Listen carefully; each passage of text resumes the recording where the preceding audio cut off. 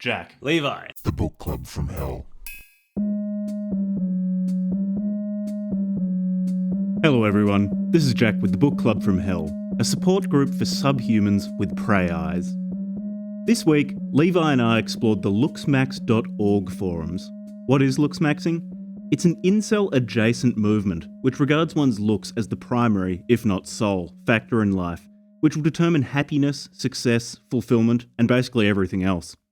If you're born ugly, if you have bad genetics, it's over. This view, known by some as the atomic black pill, is bandied about on the looksmaxx forums, but is far from the only life philosophy you'll find there. Other users seek to ascend, using looksmaxxing techniques to become handsome and, therefore, visible to women. So, if you're ready to start mewing, jelquing, calculating your objective face rating, and find out what hunters' eyes truly are, then listen on. Enjoy. So before we started recording, when we first jumped on, you said I've hit the dark triad. Yeah. What is the dark triad? I think it's... is it tall, dark, and handsome or something like that? It's just... I'll type it in now. Dark... Slick back hair. Triad. Okay, so dark triad traits, dark triad personality. Oh, here we go. So, the dark triad is a psychological theory of personality first published by Delroy L. Palhus and Kevin M. Williams in 2002.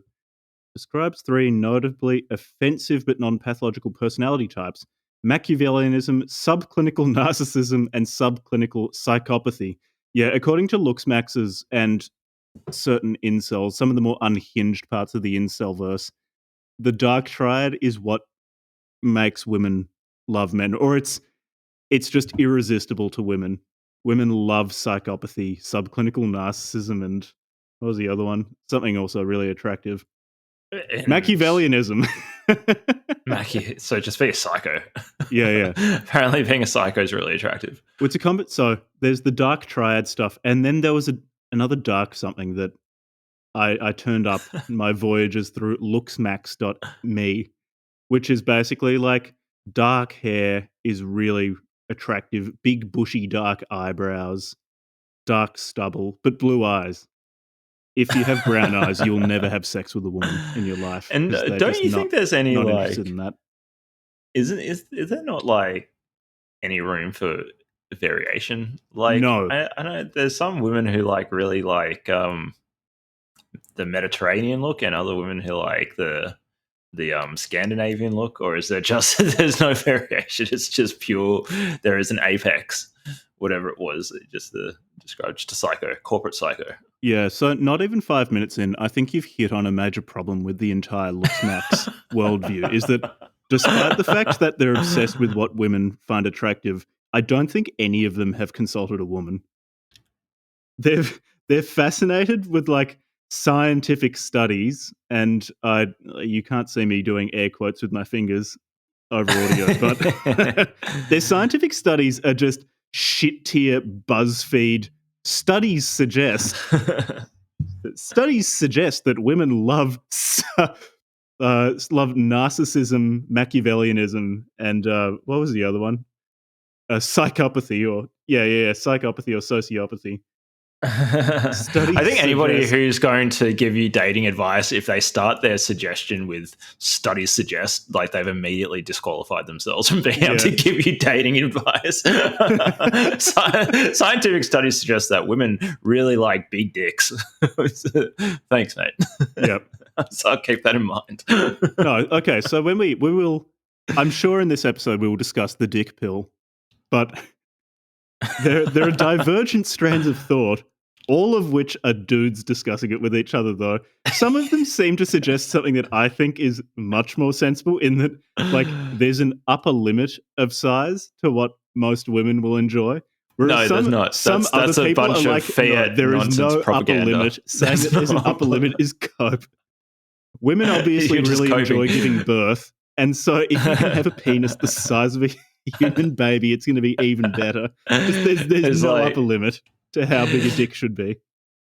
10-inch 10-inch long, like 15-inch girth guy is coping when he says, "No, there's an upper limit." Yeah. No, there's nothing that women love more in sex than having their cervix just tenderized by a jackhammer. Torn to pieces. Getting kicked in the cervix, there's nothing better. Yeah, it feels great. Actually, so we should probably give a quick explainer as to what the looksmax community is. Because so you've got incels. And even within incels, like inceldom is not homogenous. So you've got certain people. Yeah, there's a big difference, I guess, between someone who hasn't had sex or someone who's having a dry spell and someone who describes themselves as an incel. Like there's there's a qualitative difference between those two groups. And then within inceldom, you've got certain people who are into looksmaxxing and there is Are they all incels? Is it a subset or is it there's an intersection there? Surely there's looksmaxxing people who are not also incels. Okay, so I would say that there's such significant crossover between people who call themselves incels and looksmaxxers that if one is not a direct subset of the other, the Venn diagrams have significant overlap, like more than 50%. Yeah, so presumably a lot of incels are looksmaxxing in order to get out of the incel circle. But there's also, presumably, I think there's an important distinction to draw between people who acknowledge that how you look is important and want to look good and looksmaxxers. Those two groups are not the same. Just because you're trying to look attractive does not make you a looksmaxxer. Looksmaxxing is a mindset. It's an approach to looking better, which really seems to be based on not talking to women, staying online, playing video games at the expense of your life, and watching too much porn. Because the impression I get with reading a lot of looksmax stuff is that they're basically viewing life like an RPG. Like so many bits of advice could be from like video game walkthroughs. Yeah, they definitely treat life too much like an RPG. Yeah, it's like you've got these max out your stats, and you need to max these stats. And once you cross a certain threshold, once you cross the holy 178 centimeters of height, then you'll start being successful in life. But if you're under that threshold, if you're 177 and a half, then you're fucked. Just it's a 0 to 1 sort of thing. Nothing will go anywhere. Like you don't meet that skill check. So no matter what you do, you're barred from that quest. The quest of getting a girlfriend. And like we can get into the facial proportions stuff. They've worked out a system of I forget the acronym. Where is it? OFR, Objective Face Rating. There are a lot of acronyms to keep a handle on.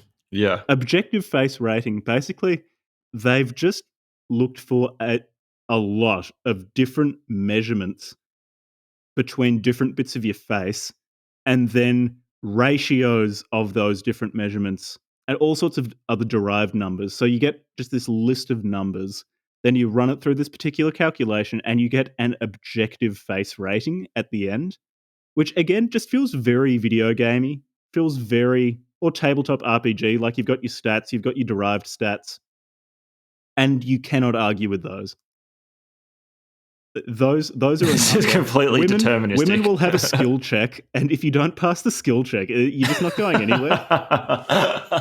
It literally is just like existential dice roll. You just fail every time. You're operating at like a -4 or something on your rolls. Yeah. Just permanent stat debuffs.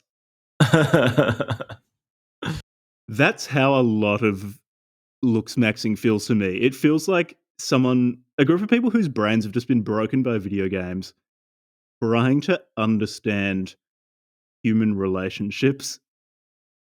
And so here's a real piece of cope from me, a beta cuck. Yeah, you're a little bit of cope here, Jack. A bit of copium.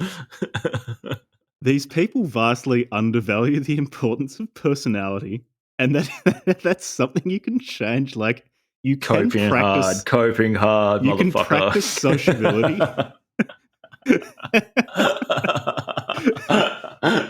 You don't need to have social skills if you're a 10, mate. Yeah, exactly. And also, like, the other piece of massive cope that I'm going to throw out there is that there are a lot of women who are as lonely and weird as lonely and weird men. it's not a purely male phenomenon. Yeah. Not being successful in There's the probably a romantic female world. equivalent. There probably is a female equivalent of looksmaxxing. I bet we could find it. Yeah, the sort of place where they'll sincerely recommend reading the Scum Manifesto. But maybe it's just a lot more normalized for women to like feel super hyper self-conscious about their face and stuff and get surgeries and shit. Like we've been in Bali recently and there's heaps of women there with lip fillers walking around with duck lips. That's really attractive.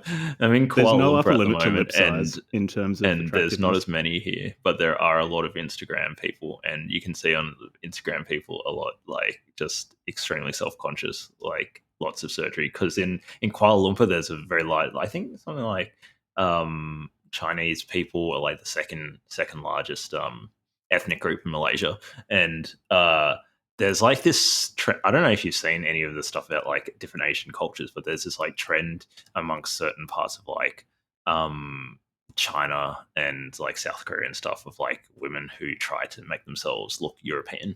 They get like Oh skin yeah, bleaching. apparently it's South Korea. They all get South Korea like they when they graduate from high school, the double eyelid surgery. So they get the eyelid slightly surgery, more white eyes. And I've seen here in KL, like I've seen some of these girls in person now. I've never seen them in person before, and like they kind of look like it's like seeing Bigfoot.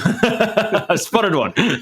Yeah, and they like in a kind of weird way they're attractive, but in a weird way they're kind of off-putting because they kind of look like plastic Barbie dolls or something because they've had so much augmentation done. You can tell. Yeah, it's really strange. People have real hang-ups about their bodies and their faces and stuff, I suppose.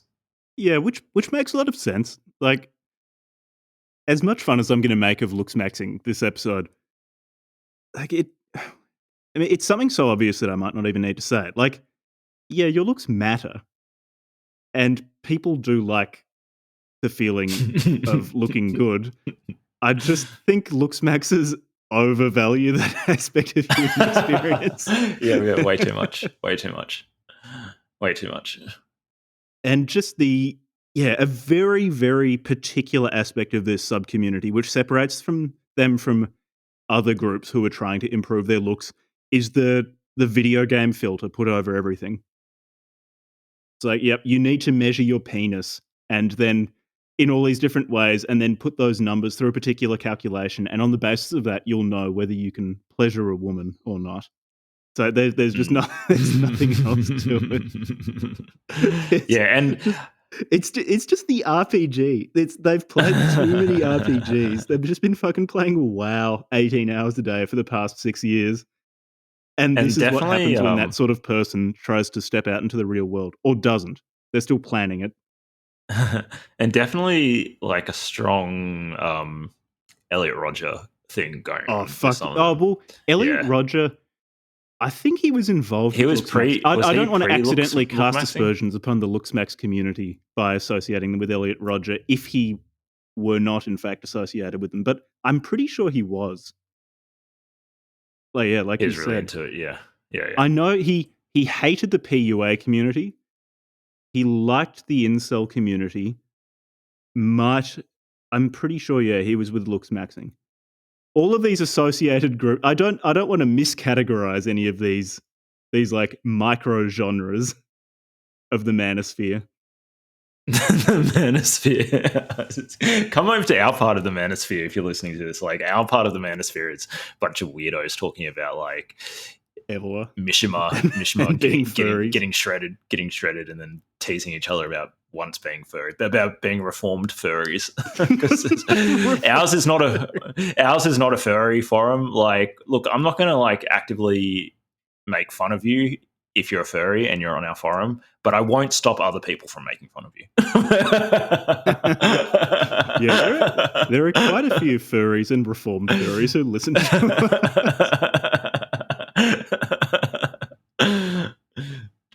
Look, it's a thing. It's a thing. Would I rather hang out with furries or looksmaxxers? That's a tough Furries. call.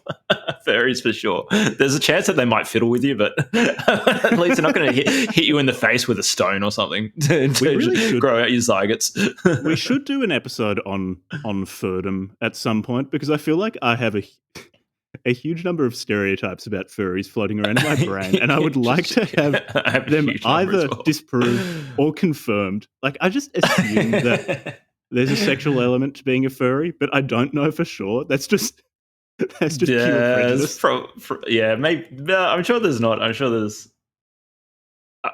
there's a strange furry sexual underground, but presumably there's some parts of it which are not. Yeah, which is G-rated. just G-rated. Yeah, not just completely spastic. I mean, you got to give them props for, like, some of their costumes are pretty inventive and artistic and cool and stuff. I don't know if they're inventive, but I find them deeply unsettling. Yeah, really unsettling. Something about those just cold, lifeless eyes. Just staring at you, never blinking. But they don't show their faces, so maybe this is a way for looksmaxxers to get outside before they've achieved their hunter's eyes. And what's the intersection between furries and Comic-Con? What's the Comic-Con? Like, are furries allowed at Comic-Con sort of events? I imagine that they're not, but maybe they are. They just see someone approaching in a fursuit, and they're like, "No, you're not coming in." Yeah, the security guys come out and fucking, all right, mate, get out of here. You're kind of unwelcome around here.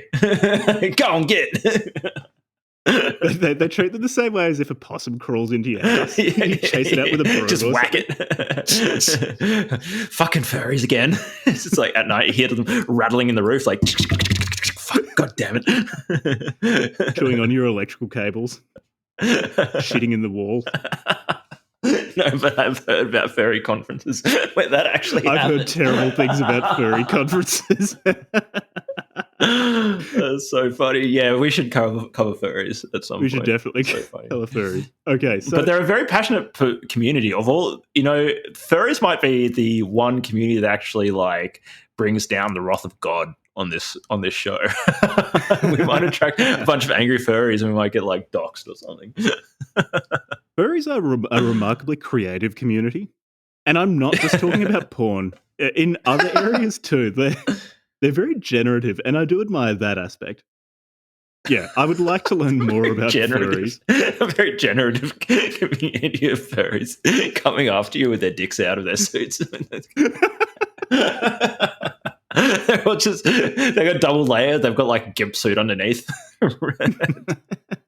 Maybe they run after you with, like, those. They change their eyes to those goggly eyes, the googly eyes, like the little stickers. So that while they're chasing you, their eyes bouncing around. It's bash you to death with a furry dildo. Talk shit about our community again, man. Talk shit again. I'll fucking teach you, Jack. Looksmaxxing. We're here to talk about looksmaxxing, not furries. This is a respectable podcast, so let's stay on topic. All right, okay, looksmaxxing. So for our research this episode, we looked at looksmaxx.me mostly, although I did end up watching a bunch of videos on YouTube about hunter eyes mostly. So I think the basic theoretical framework underpinning looksmaxxing. Sorry, I just started shaking my head. So dumb. So the motivating problem behind it is pretty straightforward. So they have this idea that everything in your life is determined by how you look, which I, like, in an attenuated form, I could agree with, in that how you look affects plenty of things in your life, but it's not determinative like they say it is. So they say basically looks are not at all subjective. Like, there's just an objective standard of both male and female attractiveness, but they only really focus on male attractiveness because they're a bunch of dudes. And a bunch of dudes telling other dudes how to look better to get women. Yeah. Yeah, it is that. There's not much female input when it comes to what women find attractive. It's just the positive self-feedback. Probably because, in part, they say because women just lie, and so you can't trust them to tell you what they think is good looking. Women just lie. Yeah. So, but your looks don't just affect your success with women. They also affect your job because you won't get hired if you're ugly. They track strongly with intelligence. So these people have a lot in common with, for example, Plato or Aristotle, in that outer beauty or exterior beauty is indicative of inner virtue. So I'm sure they got that from the ancient Greeks. So normally, if you're really, really good looking, you're also really smart because it's a reflection of your inner virtue. You're more likely to get arrested if you're ugly because people hate ugly people. If you commit crimes and you're good looking, you're probably going to get let off because the judge is going to take one look at you and think, nah, not sending that beautiful face to prison. I'm not sending that pair of hunter's eyes into prison. To an extent, the face you're born with and the frame you're born with can't be changed. And I guess this is a schism within the looksmax community. To what extent can you change this biological determinism of your life? So some of them, the more black-pilled ones, say that there's nothing you can do. Women are able to sense the genetic superiority of good-looking men, no matter how much they try to softmax or hardmax, no matter how much plastic surgery they get, no matter how many limb lengthening surgeries they get. Women are always able to sense the genetic inferiority of someone who was born ugly. Whereas the more optimistic looksmaxxers acknowledge that, yes, being born genetically inferior, that is to say, ugly, is terrible. It's a curse, but you can overcome it. And they offer all sorts of different strategies for overcoming that. And most of this episode, we're probably going to be dealing with that second group of looksmaxers because they offer so many different strategies for looksmaxing, for improving your looks.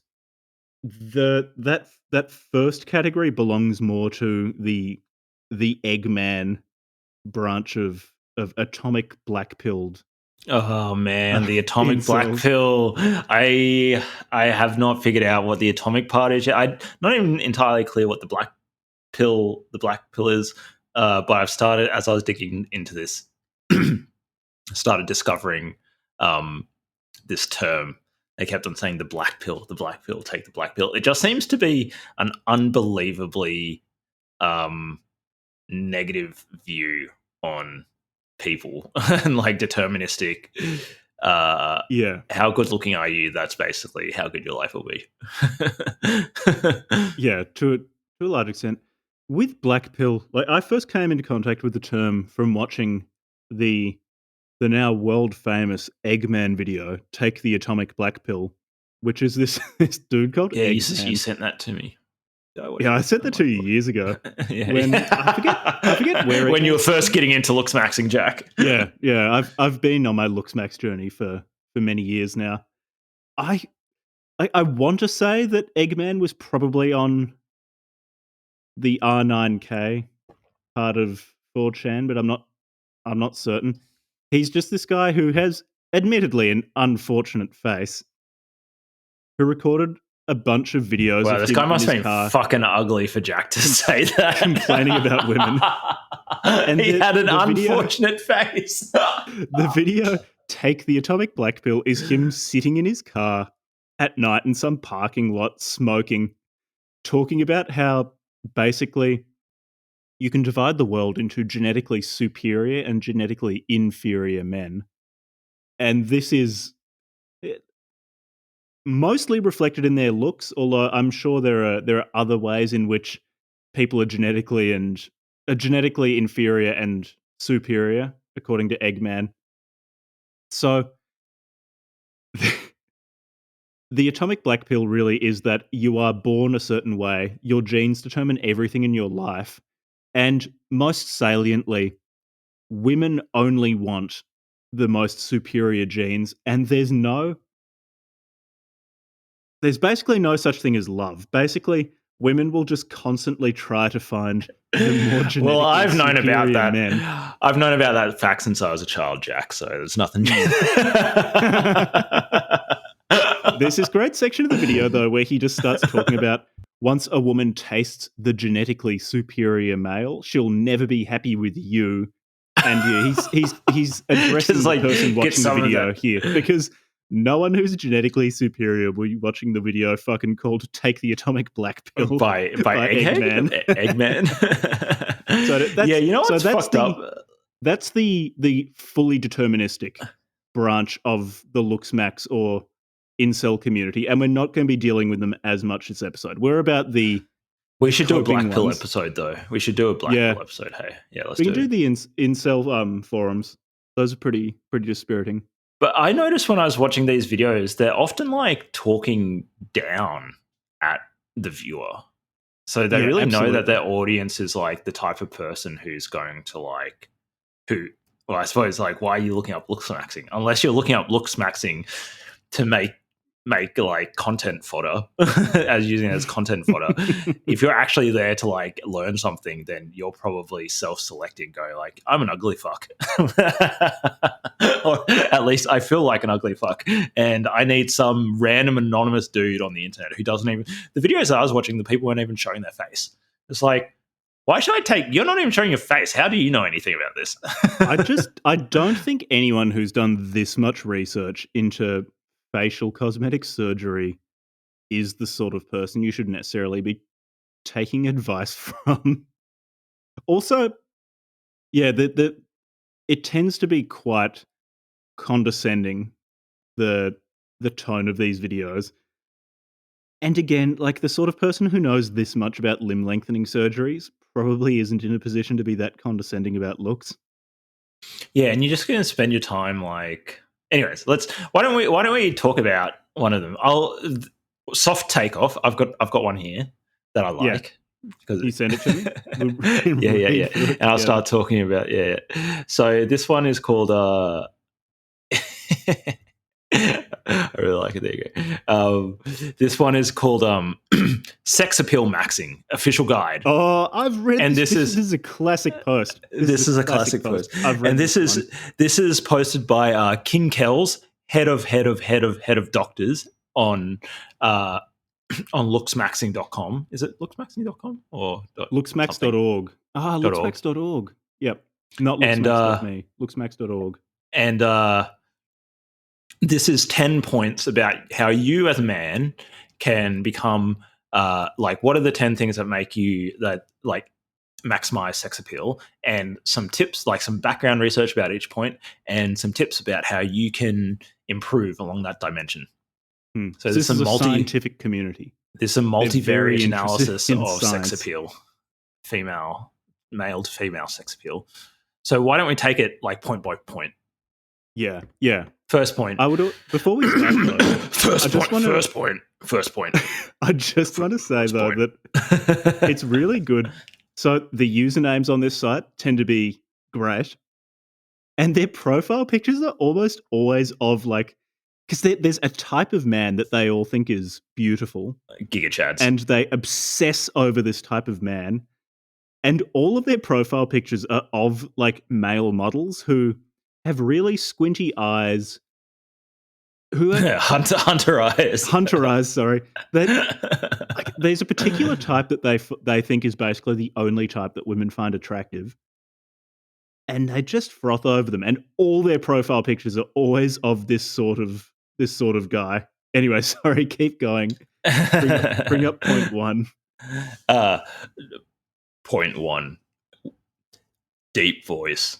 You need a deep voice. Men, and I quote, men with deeper / lower pitched voices signal large body size, which is sexually dimorphic, attract more women, father more children, intimidate other men.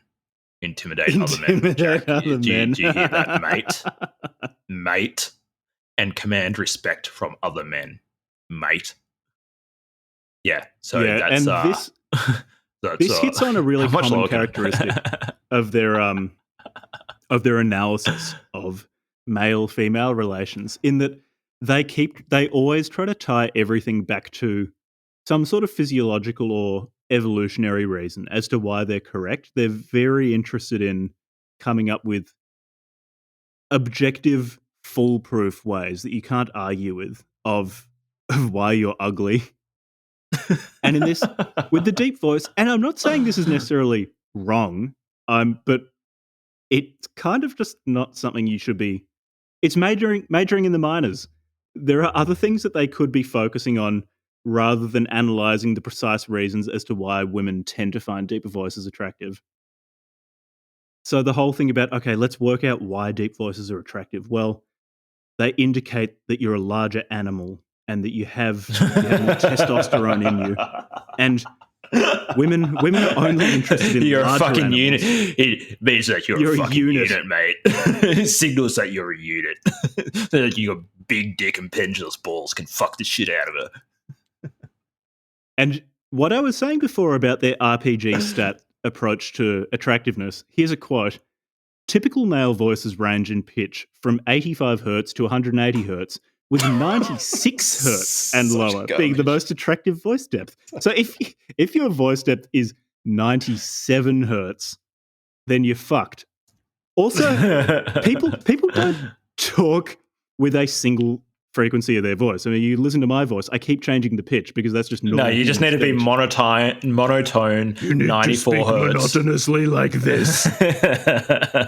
It is probably getting pissed off at us for changing our voices. Yeah, you actually just need to be a caveman. They've got that. They've got Did you come across this? They've got a bunch of threads about I forget if it's called criminal maxing or something like that, where they talk about how women love criminals because women love a bad boy. Love a bad boy. Bad boy. Ride a motorcycle. Yeah. Maybe have a leather jacket. Yeah, all of those things. Yeah. And this is where there is crossover with the PUA community, where I was getting Vietnam flashbacks to having to read Practical Female Psychology for the Practical Man, where women might say that they want a man who is emotionally stable, loving, someone who supports them. But women are either lying or maybe consciously they want a man who can love them and provide for them and support them and be stable. But emotionally stable subconsciously, and caring. They just want a violent caveman. They'll tell them what to do and throw them into with bed. a voice below 96 hertz. With a nice low voice. Exactly. So I did read a really good thread where they were talking about why women find Australian men more attractive than men from other parts of the Anglosphere. And the theory adduced that did find, it found a lot of traction, is that because many people who were initially moved to Australia from the UK were criminals, you've got a lot more of those good criminal genes that women like, and those have spread out through the Australian population. So fucking dumb. So dumb. which is why Australians are at such an advantage in the sexual marketplace. All that criminality is just like concentrated high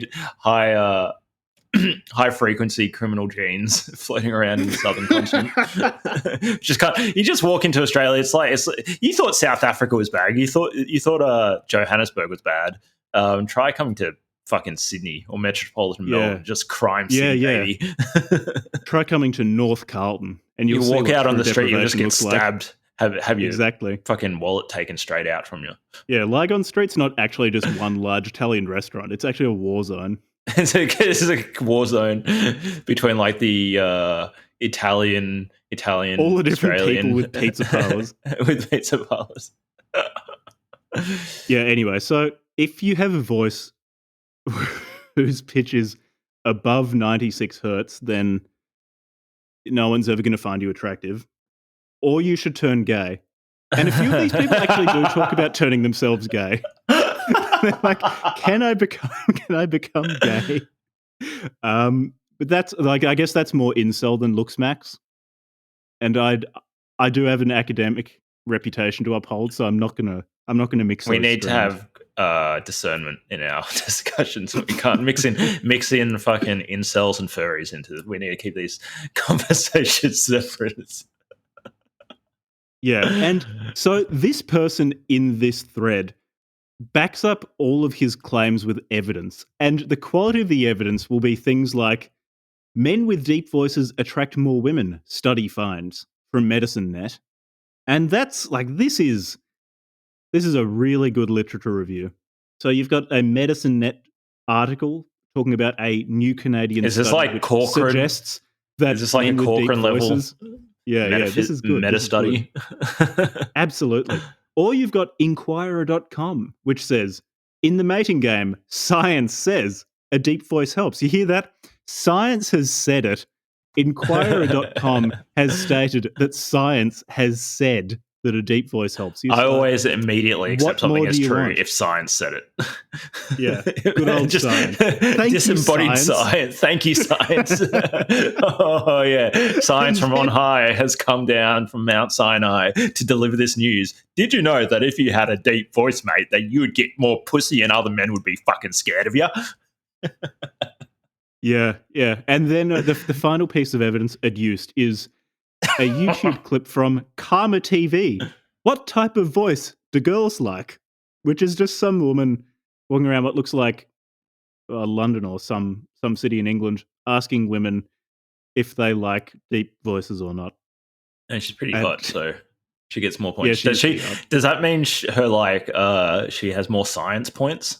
So what she says is more valid than what like an ugly woman would say? Is that what the is it, am I reading between the lines here because she's a hot 20-something-year-old British woman that she has more right to say what's hot? Now, you see, men? I took a look at her and thought that she was hot, but now that I've been trained in the ways of looksmaxxers, I actually found I found a still of the video where she was looking dead on at the camera. I calculated has she got bug eyes? 36 different metrics, 36 different measurements of her face. I then got a bunch of derived statistics from those, some good ratios to feed into my algorithm, and I've actually concluded that she's just okay. She's objectively like a 6.5. Yeah, but and when you say objectively, you're not saying that flippantly or frivolously. No, there's actually objectively, algorithms. she's just okay. You need to like take the proportion of like how much of your eye does like your pupil take up, or like your iris versus like the overall size, and then you need to like take the midpoint of each eye you're and like focusing how on the wrong distant parts of the eye, they Levi. are. The important part that you have 45-minute videos posted on YouTube about is the upper eye area. Oh, that's right, the upper eye area. Yeah, This is the part of the face which basically attracts more attention from looksmaxxers than anywhere else in the body. Is the space between your eyebrows and your upper eyelid. And you want as little skin visible there as possible. If there's too much skin visible there, then no woman will ever look at you. it's like the opposite of cow eyes. Yeah, hunter eyes. Well, what's a hunt? You know what, hunter eyes? Yeah, my girlfriend lived in China when she was younger, and they called her. I guess this was Chinese students bullying the white girl. It was like they called her cow eyes. Whatever the I suppose must have been Mandarin. I suppose Mandarin term is for cow eyes.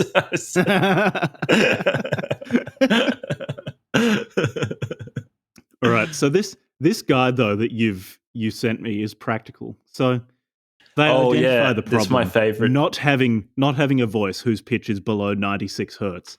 But there is how to get a deeper voice. And you know that these people value safety because the first thing they propose are non-surgical methods. And if there is one thing I know that looksmaxxers love, besides hunter eyes, is it's cosmetic surgery. And the fact that they don't first tell you to go get surgery to deepen your voice makes me think much more highly of this person, the person who posted. He's giving us options. He's giving the community options for those people who haven't been fully black-pilled yet and aren't willing to put their fucking face underneath the knife for it. For the little soft maxes, they can start off with the non-surgical your larynx. yeah. So there's a few.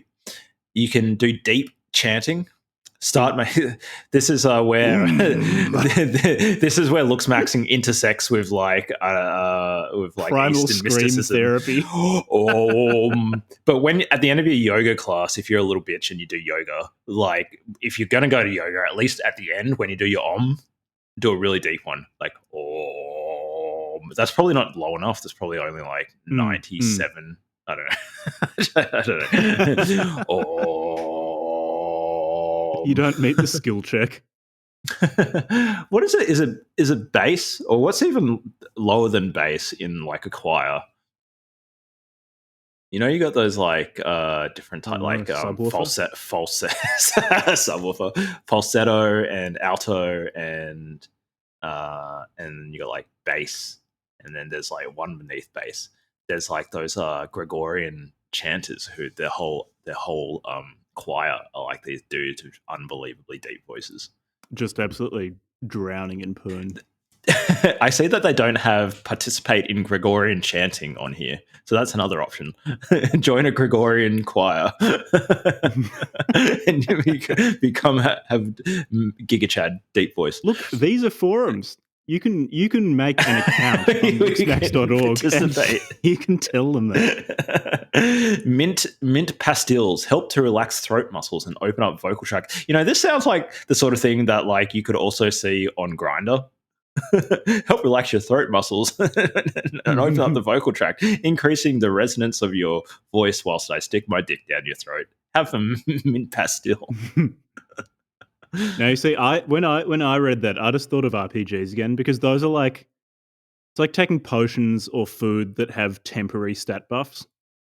The mint pastilles, you take them and it deepens your voice for 300 seconds. I only need 300 seconds, so. Well, then you take another one. Smoking cigarettes as well for the truly committed. Yeah. Also, you just get a bit of emphysema. That'll deepen your voice. get a bit of esophageal cancer. Well, that turns you into the strong silent type, because women like the brooding silent type. Yeah, when you've got a fucking hole in your throat. When you've got a hole in your throat, breathing through a fucking tube. You just need to make sure you look good in the hospital bed, because then women will love you. Yeah, you've got like... Instead of interpreting your silence as sickness, they'll interpret it as being mysterious. Mysterious brooding. And you've got, you know, here's like my favourite one, primal screaming. I quote, "Go out somewhere, preferably where not too many people are, and start screaming, growling loud screams, as loud as you can, for 5 to 10 minutes every day." I love the image that some like 19-year-old dude in like, I don't know, Czech or Sweden or something has just ran out of his house every morning. He wakes up, rolls out of bed, runs outside into the forest and starts screaming into the woods. Yeah, it probably in Germany. There are a lot of Germans. A lot of Germans into looksmaxxing. That's very strange, because I found that like in my experience, like Germans tend to be like pretty good looking. Maybe that's just the ones that like. Yeah, but the problem is you're using normal person metrics of looking good. Whereas these people have a very particular face in mind, which is what women apparently find which attractive. Is Sergi Constance. Yeah. I suppose they're not like dark, are they? They're very light people. So according to these guys, they're not like maxed out. And look, this is exactly the wrong thing to do, because it's completely unscientific and women can't be trusted. But I did ask my wife whether she found the men being posted on looksmaxxer. Well, you see, attractive. There's your problem, having a wife. That's she's the a woman. way to... Like, she probably just lied. And asking her anything, that's just to immediately disqualify yourself. And what did your wife say? Said it's like some of these guys are good looking, but she found like a lot of them just look kind of feline. was her description of it. Like, there's a very cat-like look to a lot of the guys that they like here. Yeah. And then she said the typical female lie of what their personality is probably also going to matter. And that just can't be trusted. I mean, yeah. Oh, she's personality just, counts she's to just zero. saying that. Yeah, Because saying that. She's just saying that to make you feel good, Jack. I love you for your personality, babe. Surgical methods. Yeah, they just suggest a bunch of different surgical methods, all of which cost thousands of dollars, and are just not a good idea to get a deeper voice. Turns out this guy's actually an ENT specialist. It's just trying to hock his He's just drumming up business for his fucking specialty. Smart. I see what you're doing there. Yeah, it's like how the ophthalmologists introduced screens into society to fuck our eyes, so we all have to get laser eye surgery. Exactly. They were playing 4D chess. It's a conspiracy.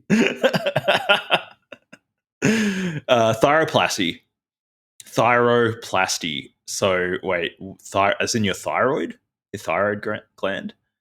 What are they doing to the thyroid gland? No, so basically they're injecting fat into your vocal cords to make them a bit bulkier, which will make your voice deeper. Yeah, that's dumb. It will get you below the holy 96 hertz.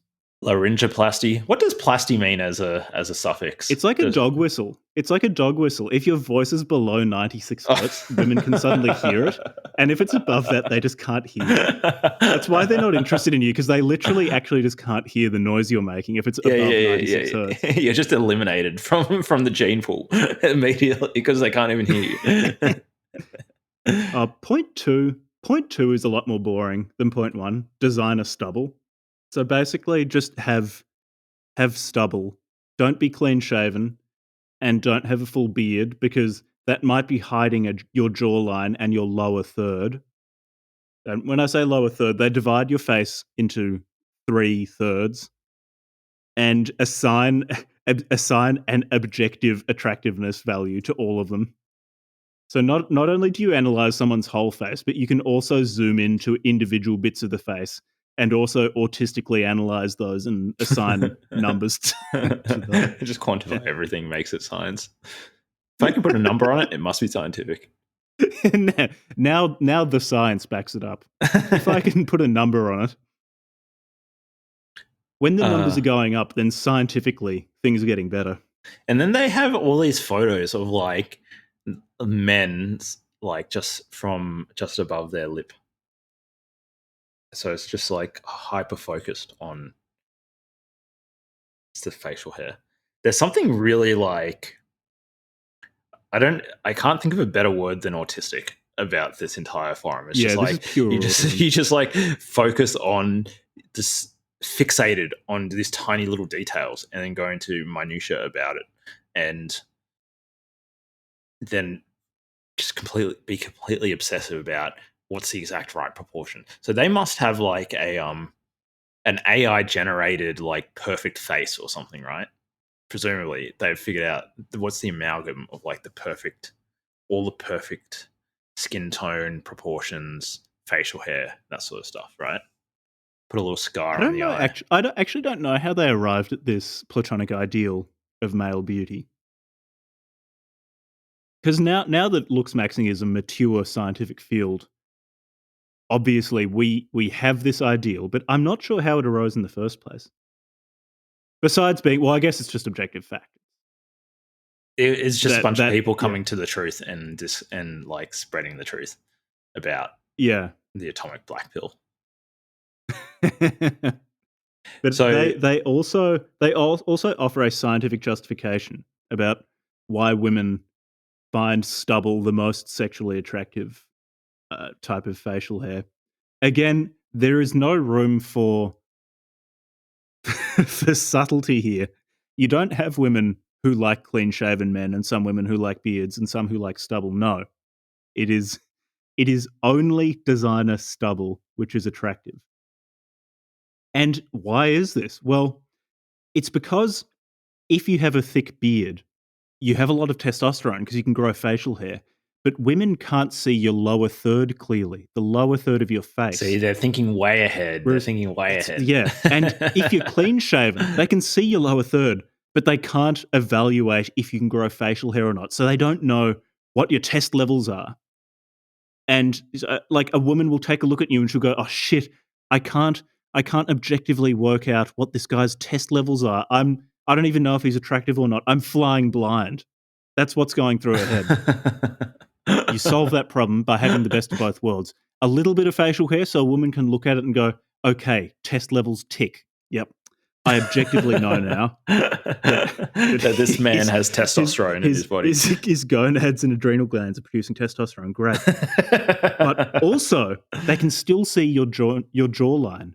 So they also know that, well, it's another sign of test, isn't it? If you got a jawline like a brick, they know that you probably have hunter eyes as well. They don't even need to look at your upper third to know that you've got hunter eyes. And then all they've got to do is check out your dick bulge and you'll be fucking flying. Right? Exactly. Yeah. And so that's the scientific reason as to why you should have designer stubble. It's masculinity and sexiness. And they have, okay, so what about this? Evidence. An article from scipost.org. Study on attractiveness of beards. Find women most attracted to men with stubble. There you go. That's solved.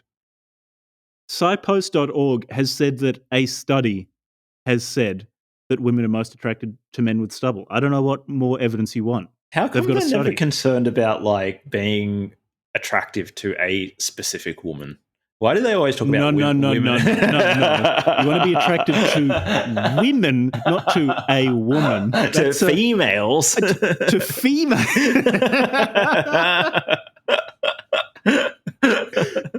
You're going about this in the wrong way, Levi. You're acting almost as if your relationship is going to be with a woman. A specific woman, not with women in general. That's because you're a fucking beta cuckold. As a true high-test Chad, I'm just amorphously attractive to women in the abstract. Yeah, exactly. Well, I'm attractive to options. The archetype of woman. Because what men are meant to do is impregnate as many women as possible. That's biology. That's what men do. That's right.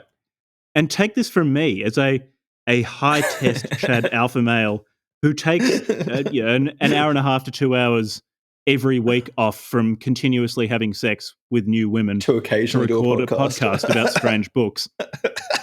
What you want to do is be attractive to women in the abstract. That's how you'll be happy and fulfilled in life.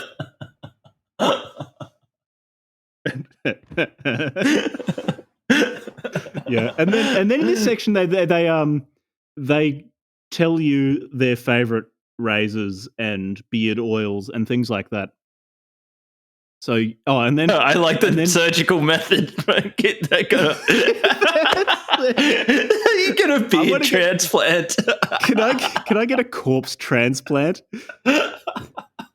Could you imagine? Before this guy's buried, can you just cut the skin off his face so I can stick it on mine? Oh my God, it costs $3,000 to $7,000 depending on how many grafts are needed. Oh my God, I'm just going to read this. A beard transplant takes hair from another part of your body, usually the base of your scalp at the back or under your chin. Oh, what the fuck? This guy's getting his back hair transplanted onto his face. Fucking go clean shaven. You don't need to leatherface the back of your scalp onto your chin to get a girlfriend. I can't. Just the monstrosity. Imagine some stupid bastard has gotten a $7,000 surgery to transplant his back hair onto his face. Side effects: temporary swelling, redness, and itchiness. Oh, and also having back hair on your face. That's also a side effect of this fucking surgery. Yeah, but hey, just shout out to anybody who's had any inclination towards the looksmaxxing community. Please do not get a beard transplant. Do not get a beard transplant. Just don't smash yourself in the face with rocks. Don't get beard transplants. Don't take shitloads of tea, just like you're cool the way you are, just chill, just like No, get in shape. no. You, like, I don't want you to misrepresent looksmaxxers here, Levi. No, I'm not representing looksmaxxers. Most of them don't advocate for bone smashing. Oh, okay, right. That's just an extremely. That's a niche. That's a fringe within the fringe. Yeah. No, let's be fair to the looksmaxxers. They just advocate beard transplants. Yeah, they mostly are sensible enough to say that bone smashing is a bad idea. So props to them for that. I agree. Most of them. That's not something to do. But yeah, advocating for beard transplants, I think, is kind of dumb. Okay. Number three, I'm happy with dark hair, brown or black. So we're both in the clear. Great. Yeah, we're super sexy. I always knew it, Jack. I always knew it. So I'll just read the quote. Hair color is important and rather underrated. When women say the dark in tall, dark, and handsome, they are referring to men who look/appear to be dark triad due to dark hair/features. They are referring to Atlantids and handsome meds, not Nordic pheno. Especially the light blonde hair color is a phalo for men. The light blonde/ginger color is weak, submissive, and feminine looking. After meeting a woman's look requirement, a dark triad personality could be considered the cherry on top. And I love this. It's after meeting a woman's looks requirement. It's just, they're playing fucking Fallout New Vegas on the dating market. It's like you've got to meet this like minimum threshold of like you're a 6. All right, I'll talk to you to find out more about you, see if you've got a personality. Yeah. Do you have a dark triad? Do you have a dark triad? Now I will talk to you to ascertain as to whether you're a narcissist, a sociopath, a psychopath, and Machiavellian. Yeah, and then in this section they've just got a bunch of pictures of like guys' hair, and it's brown or black.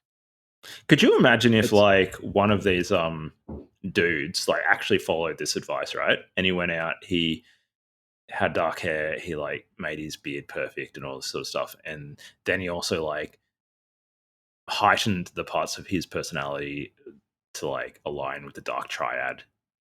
And like went and got a girlfriend.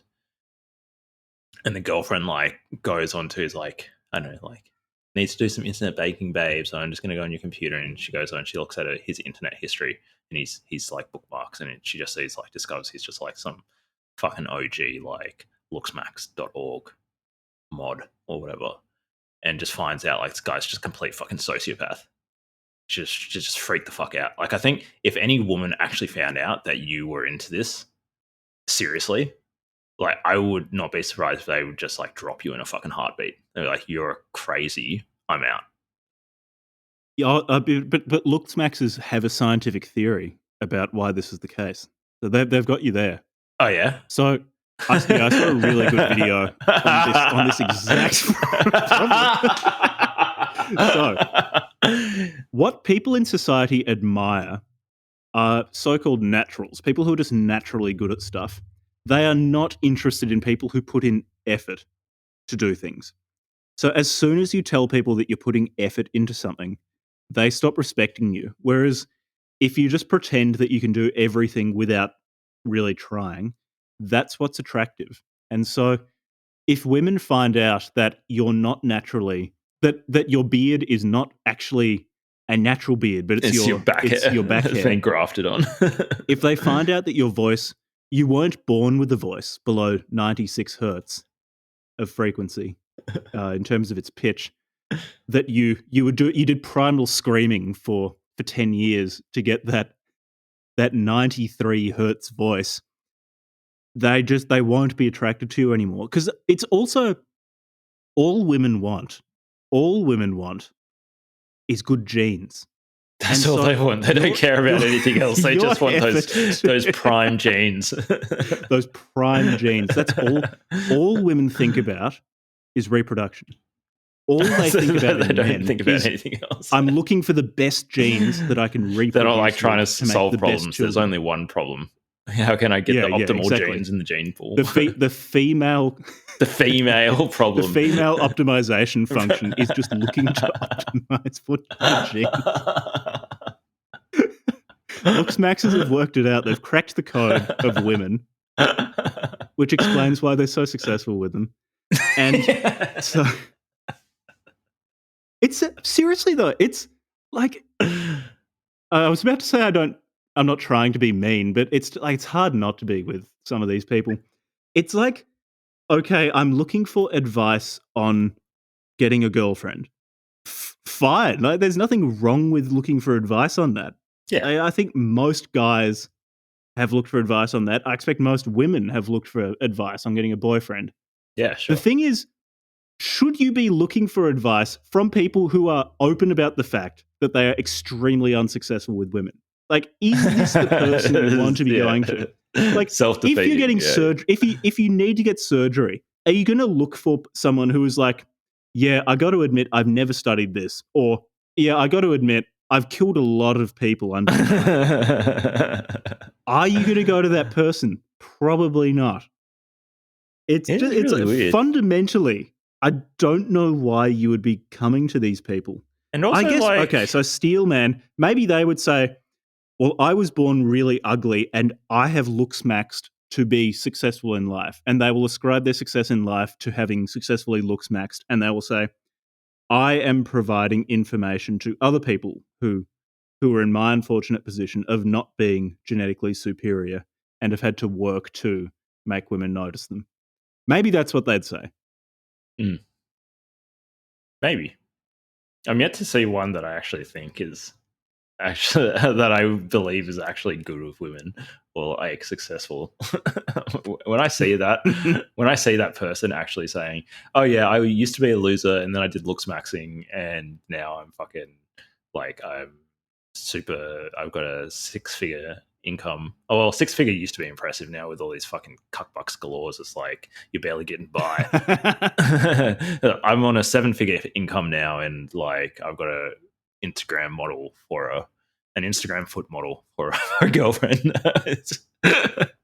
Like I've not seen that person, but you know what? Maybe that person exists, but they just don't talk about it. Hey, because they need to make it look natural. So they know that, like, as soon as they say that I had to work hard for this and I used to be an uggo, but now I'm super hot. As soon as they say that, they know that the magic will disappear and they'll become unsuccessful again and they'll lose their 100,000 Instagram followers. So maybe that person actually does exist. Yeah. Anyway, as evidence for the fact that that you need brown hair, here's the first piece of research from www.goodhousekeeping.com. Women don't prefer blondes. They're not their ideal guy, says a new study. There you go. Again, the quality of the literature review in this post is remarkable. Oh, and here, they've also got a picture demonstration: Dark Triad Slayer versus Low T Cuck, where they've got a picture of two handsome men with dark hair and two handsome men with blonde hair. Like the low T cucks they're using as examples are not unattractive by any stretch. So okay, so we've got point 4, tattoos. So basically, tattoos make men look more intimidating. They look more masculine. And oh, here we go. We've got some science as to why women are incredibly attracted to tattoos. As a tattooed, dark-haired man, I really like point 3 and point 4. Keep going. Bring it on. More. So not only have I read this article, but I watched a number of videos describing why tattoos the scientific reasons as to why tattoos are attracted to women. And it's because women are looking for powerful warrior men who can protect them and give them the best genetic material. And if you've got a tattoo, well, what is a tattoo but a wound? You're getting wounded.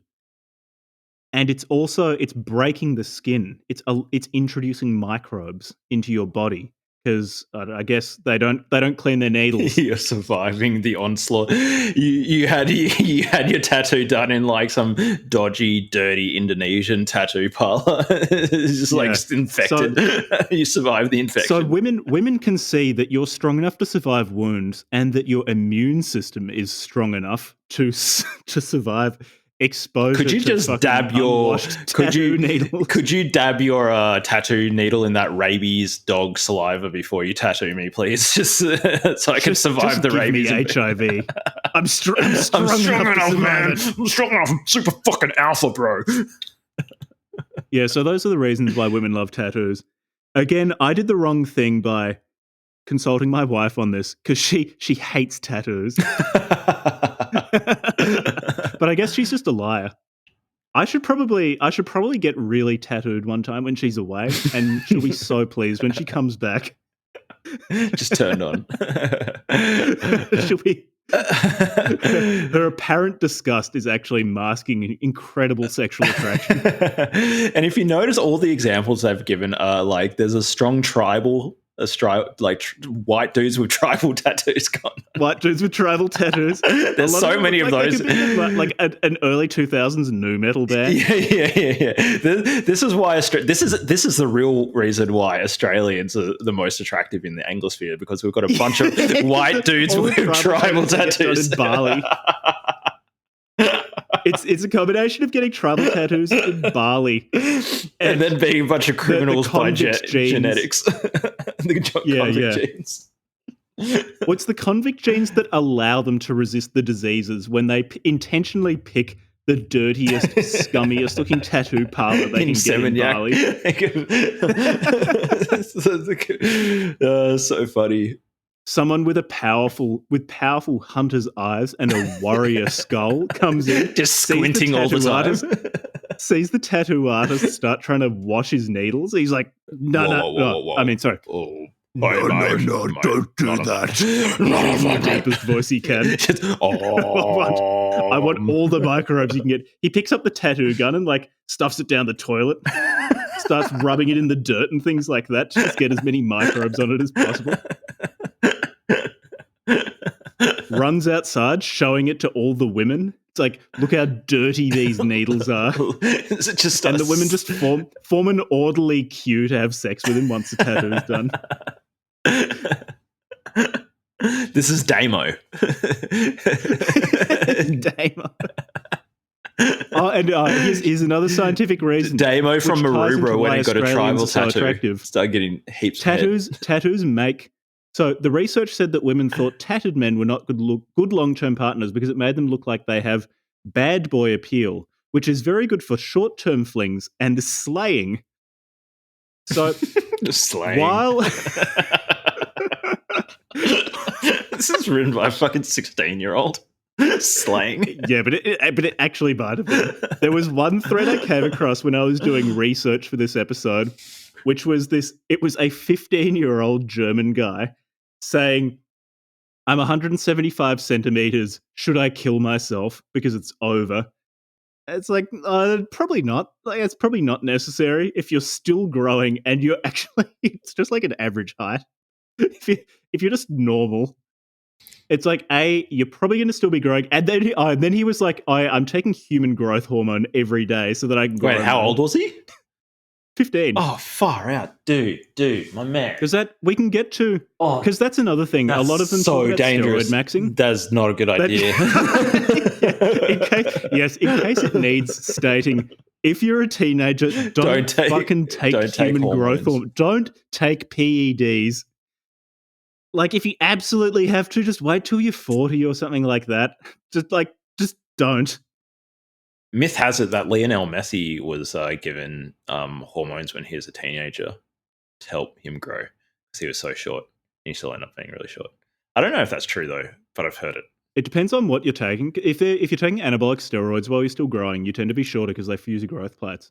But even if that's true, it's like, well, it's Lionel Messi. He was giving up like a bit of health and safety in order to become like an unbelievable, like to gain access to becoming a superstar soccer player and therefore heaps of pussy. Yeah. And there, again, another guy. So Lionel Messi's an interesting case because he's got tats. He's got arm tats.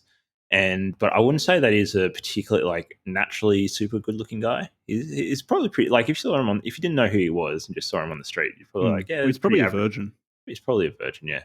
But he's like 5'4" or something, 5'6". Yeah, well, but as we know, if you're under 6'3", it's impossible to have sex with a Even though woman. he's probably worth $100 million or something. Yeah, it doesn't matter. Doesn't matter. I bet he has a high voice as well.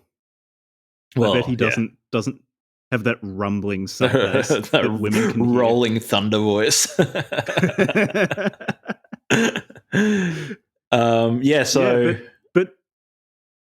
But they do propose in some cases to take steroids to become more manly and to make women like you. They also actually recommend, like when I say they, like this is a community of people. So not all of them recommend this, but I have seen a number of people propose that people during puberty should take anabolic steroids to make their dicks bigger, their voices deeper, and to get a more masculine phenotype. Which again, like it probably doesn't need saying, but if you are a teenager, don't take steroids. Just don't. Please don't do it. Yeah, please don't. It's a really fucking bad idea. Really bad idea. Jess, you've got enough testosterone. If you're a 16-year-old dude, like you've got more testosterone than you have more than enough testosterone. You've got too much testosterone. Like the reason why your mood's all over the place is because you've got too much testosterone, mate. Just chill. Yeah, I mean, if you want to be riding at like 4 times physiological testosterone, just wait till you're a bit older. Yeah, like as soon as I turn 35, I'm jumping on the T. Like, I'm not against testosterone. I just think it's inadvisable to take it as a teenager. So you're going to end up doing more damage. It's highly inadvisable. You're going to end up jump on doing trend as a teenager. More damage than it's going to do good for you. Wait until you're a bit older. It's not going to do you any good. Your balls are churning out testosterone like crazy at that stage. You do not need. And you're just more. risking your long-term health. Just go to the gym, learn how to work out, learn to lift weights. No, I don't think you should do that. I think you should probably consider some sort of surgical intervention, steroids. You should probably get tattoos when you're 15. Get a face tattoo. Women love that. Oh no, he says no. He says no face or neck tattoos. No, there are certain areas where you shouldn't get tattoos. Yeah, so Gucci Mane. He got the Gucci ice cream. Mane did the right thing by taking the. He saw his mistakes. Gucci Mane was on looksmaxxer.org and realized like. Oh, that's why I'm not getting any pussy. Because not because I'm a violent thug in jail. It's because I've got this ice cream tattoo on my face. So he started getting on T, took the face tattoo off, and now he's got heaps of pussy. Gucci Mane before, rapping, no pussy. None at all. That's why suicide boys just don't get any women. Too many face tattoos.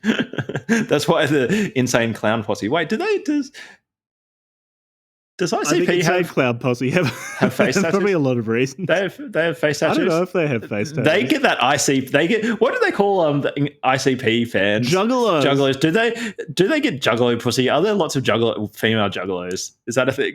Yeah, there are a surprising number of female juggalos. They would be the craziest women on the planet. Yeah, probably a lot of fun, but it's just not the kind of energy I need in my life right now. Oh, no. I'll put it that way. Look, oh man, I don't know, man. When I was like 21 or 22, I might have been down for that sort of crazy shit. But like these days, I just want like a trad wife, basically. Stability.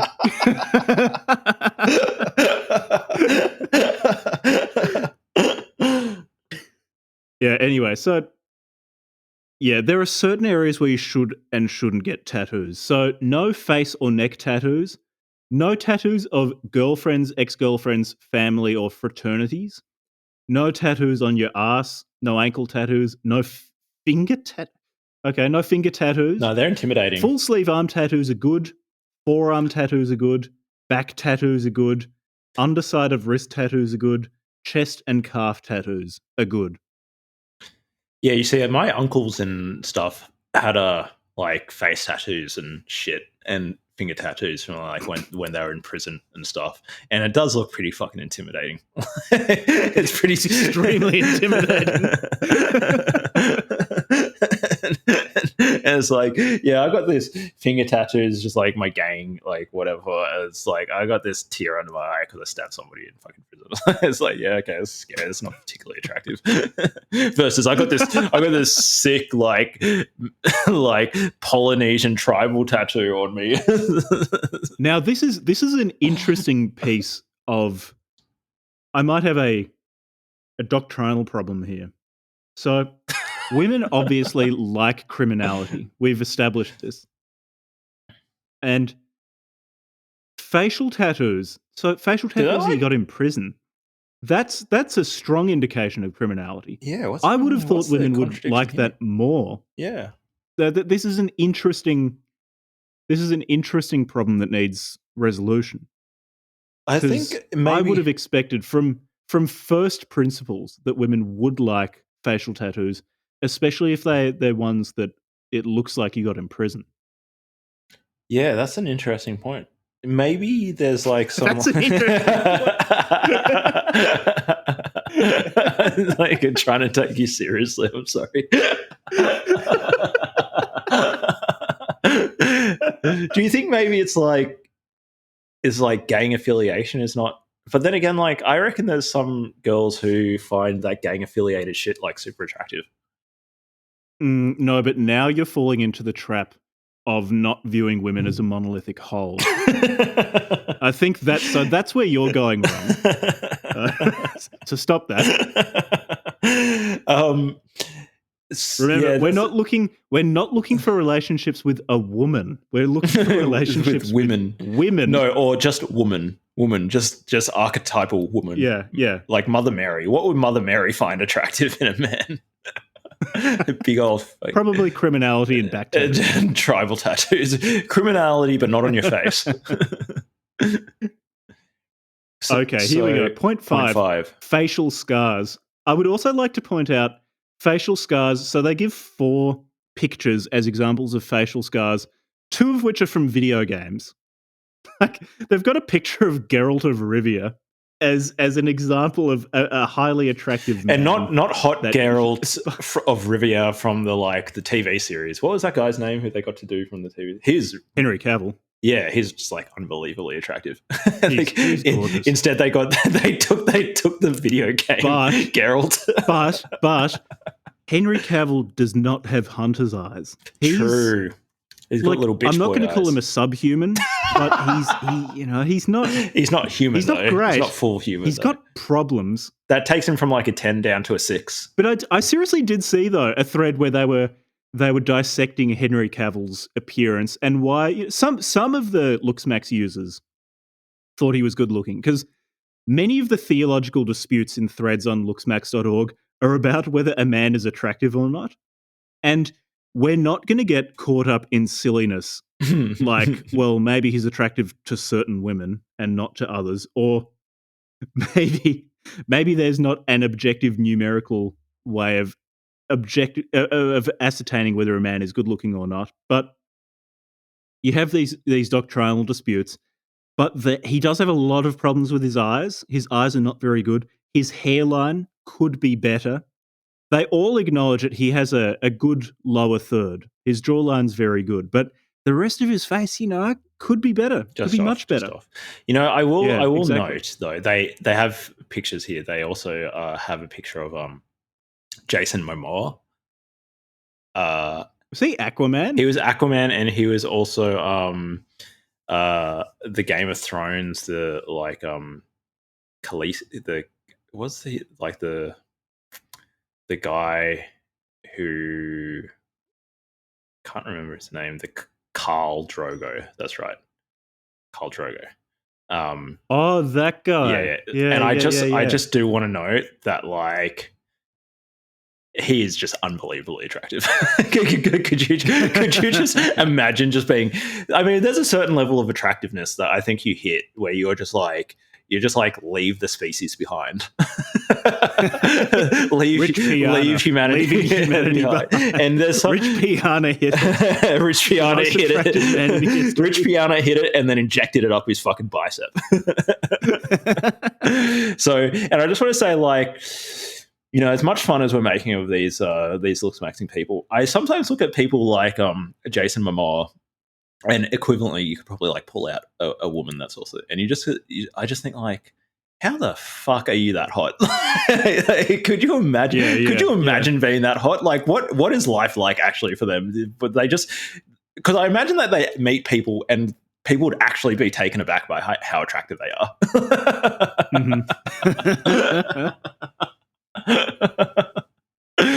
Yeah, so I don't know, like facial scar. Do you reckon that's actually contributing to Jason Momoa's like attractiveness? Maybe. No, I think he has other things going on. He has being like 6'6" and like everything else they just go for him. They do have reasoned arguments as to why women find facial scars attractive. So, I quote, "When scarring is seen as the result of a violent encounter, it signifies strength or bravery in a guy, or it could be due to an accident, and so evidence of a risk-taking personality." I guess the question here is whether women are consciously analysing things in such terms, or if women are just these automata who are just looking for examples of or evidence of a violent personality and wanting to reproduce with those sorts of people. Probably automata, I think. They're automata, right? Isn't that the premise of this entire community? Is just women are automata that just automatically respond to, just algorithmically respond to the stimulus in their environment. If you have a slight scar in your eyebrow, you will make women around you wet. Oh, here we go. So, solution. Get slits in your eyebrows similar to what Jason Momoa has. While his is an actual scar, an eyebrow slit can help mimic a scar. Cost. Free if you do it yourself. So, fortunately, they don't propose actually scarring your face yourself. So I have to give a little credit chink for that. Just a little. This is so fucking dumb. Here we go. Point 6, muscles. So they've got pictures of muscly guys who are like the peak of attractiveness. Again, I'm not sure they've talked to women on this because most of the examples they give are too much. In that, what men think looks cool in terms of muscularness tends to be way beyond what women find attractive. Yeah, there's this one video I watched which was like female appeal versus male appeal. And the guy was trying to explain, look, there's a point at which these looks maxing, you can go too much. And then all of a sudden, you're only appealing to other gym bros. And so really, you've got to get this like balance of like not being too big and still being like lean enough and stuff to be attractive to women. You don't want to be like a hulking Goliath. No. Then again, Jason Momoa is pretty fucking massive. Yeah, he's pretty jacked. But yeah, muscles, they're obsessed with sexual dimorphism. So basically how men and women look different. And basically for looksmaxxers, just the more you emphasize the difference, the more attractive you become. So you want bigger and bigger muscles because it's an indicator of sexual dimorphism. You want to color your skin also green. Health and fitness. You want to be a reptile. Yeah. You want to get reptilian eyes. You want to get scales. You just want to be. You don't even want to be human. You want to transplant your consciousness into another organism and become a jellyfish. Then you'll become optimally attractive to the other sex, to human females. Yeah, and here we go. So with research from psychologytoday.com. Trustworthy source. 5 reasons both women and men care about big muscles. Women appreciate them, men are intimidated by them. So there you go. Psychology Today says so. Wow, thanks, Psychology Today. Thanks. That was great. Highly reputable source there. And here we go. So as a bonus, they offer this really helpful equation for being attractive to women. So roids plus tats plus tan equals insane sex appeal combo. Roids plus tats plus tan. Oh, man. Yeah, they do very quickly start recommending taking steroids and getting cosmetic surgery. Not worth it. We haven't even gotten into all the surgical solutions. I think like it's worth it if you're like getting paid. You know, like some of the sorry, excuse me. Some of the Hollywood actors, like they're getting paid millions of dollars or whatever to do some film, and they need to look jacked up to be a superhero or whatever. Yeah. Or like maybe you're a And do model. it relatively quickly. They do it relatively quickly. They've got professionals. They've got like doctors overseeing their regime. They'll have like a nutritionist and a physician and stuff. And yeah, sure, they're probably on T, or depending on who it is, like definitely on T, or whatever other hormones. But it's like, well, that's the trade-off they're making to like make millions of dollars. It's like, is it worth it for you, average dude, to like expose yourself to that sort of risk to like maybe sleep with a couple of more women a year or something? No. Yeah, but realistically, the only people who are going to be appreciating your steroid transformation are other dudes in the gym. Yes, it's not even going to help. Unless, I mean, obviously, and unless like, you want to sleep with other dudes. If you just like being big, if you just like being big, fine, whatever. But I like taking steroids to get women is not a great idea, unless she happens to like back knee and mood swings, and balding and stuff unless like she that really too. likes back knee, trend sweats. Yuck, so gross. Oh boy, so gross. I love my men smelly, oily, and sweaty. There's nothing better. I don't see why these people think this is attractive. All right, 7, thick, muscular neck. Yeah, because they've never talked to a woman besides their mother. Number 7.7, thick, muscular neck. So this is a really funny part. So they've got a picture of like Brad Pitt and a couple other attractive men, and they've got 2 pictures of each specimen. And it's the same picture, except all they've done is they've like shrunk the width of the neck in. And in each case, it does look weird. And I contend it looks weird because you photoshopped it to look weird. But notwithstanding that, I will say that in this particular picture, Brad Pitt does look kind of like a meth addict. He looks... he does have those bit methy vibes going on there. This is a common artistic form on these Looksmax forums where they'll Photoshop people's faces. They'll have like a side-by-side comparison, either of someone who's not very good looking, and then they'll Photoshop him to look really weird, like make his jaw gigantic, give him hunter's eyes, really squinty eyes. Hunter's eyes. make his zygos gigantic. Or they'll have a picture of a really good-looking guy and then Photoshop him to have, like a really weedy neck, giant ears, weirdly wide-spaced eyes, stuff like that. And then use it, then basically say, yeah, look, this is this is proof that it's only a few millimeters of bone that separates someone who goes nowhere in life from a slayer. I've seen so many threads where they compare photoshopped images of male faces. There's just like some of the most ridiculous stuff ever. They're just so hyper-focused on this. It's ridiculous. It feels almost like it's not quite decision paralysis, but it seems to come from a similar place where instead of doing something that someone wants to do and knows that they should do, they get caught up in planning it and use the planning as a justification for not doing the thing that maybe they're scared of doing, but know they should do and want to do. Similarly, I think some of this stuff might be motivated by a desire to go get a girlfriend or to have sex, but fear of doing it because, like getting rejected sucks and you don't want to get rejected and they're scared of that.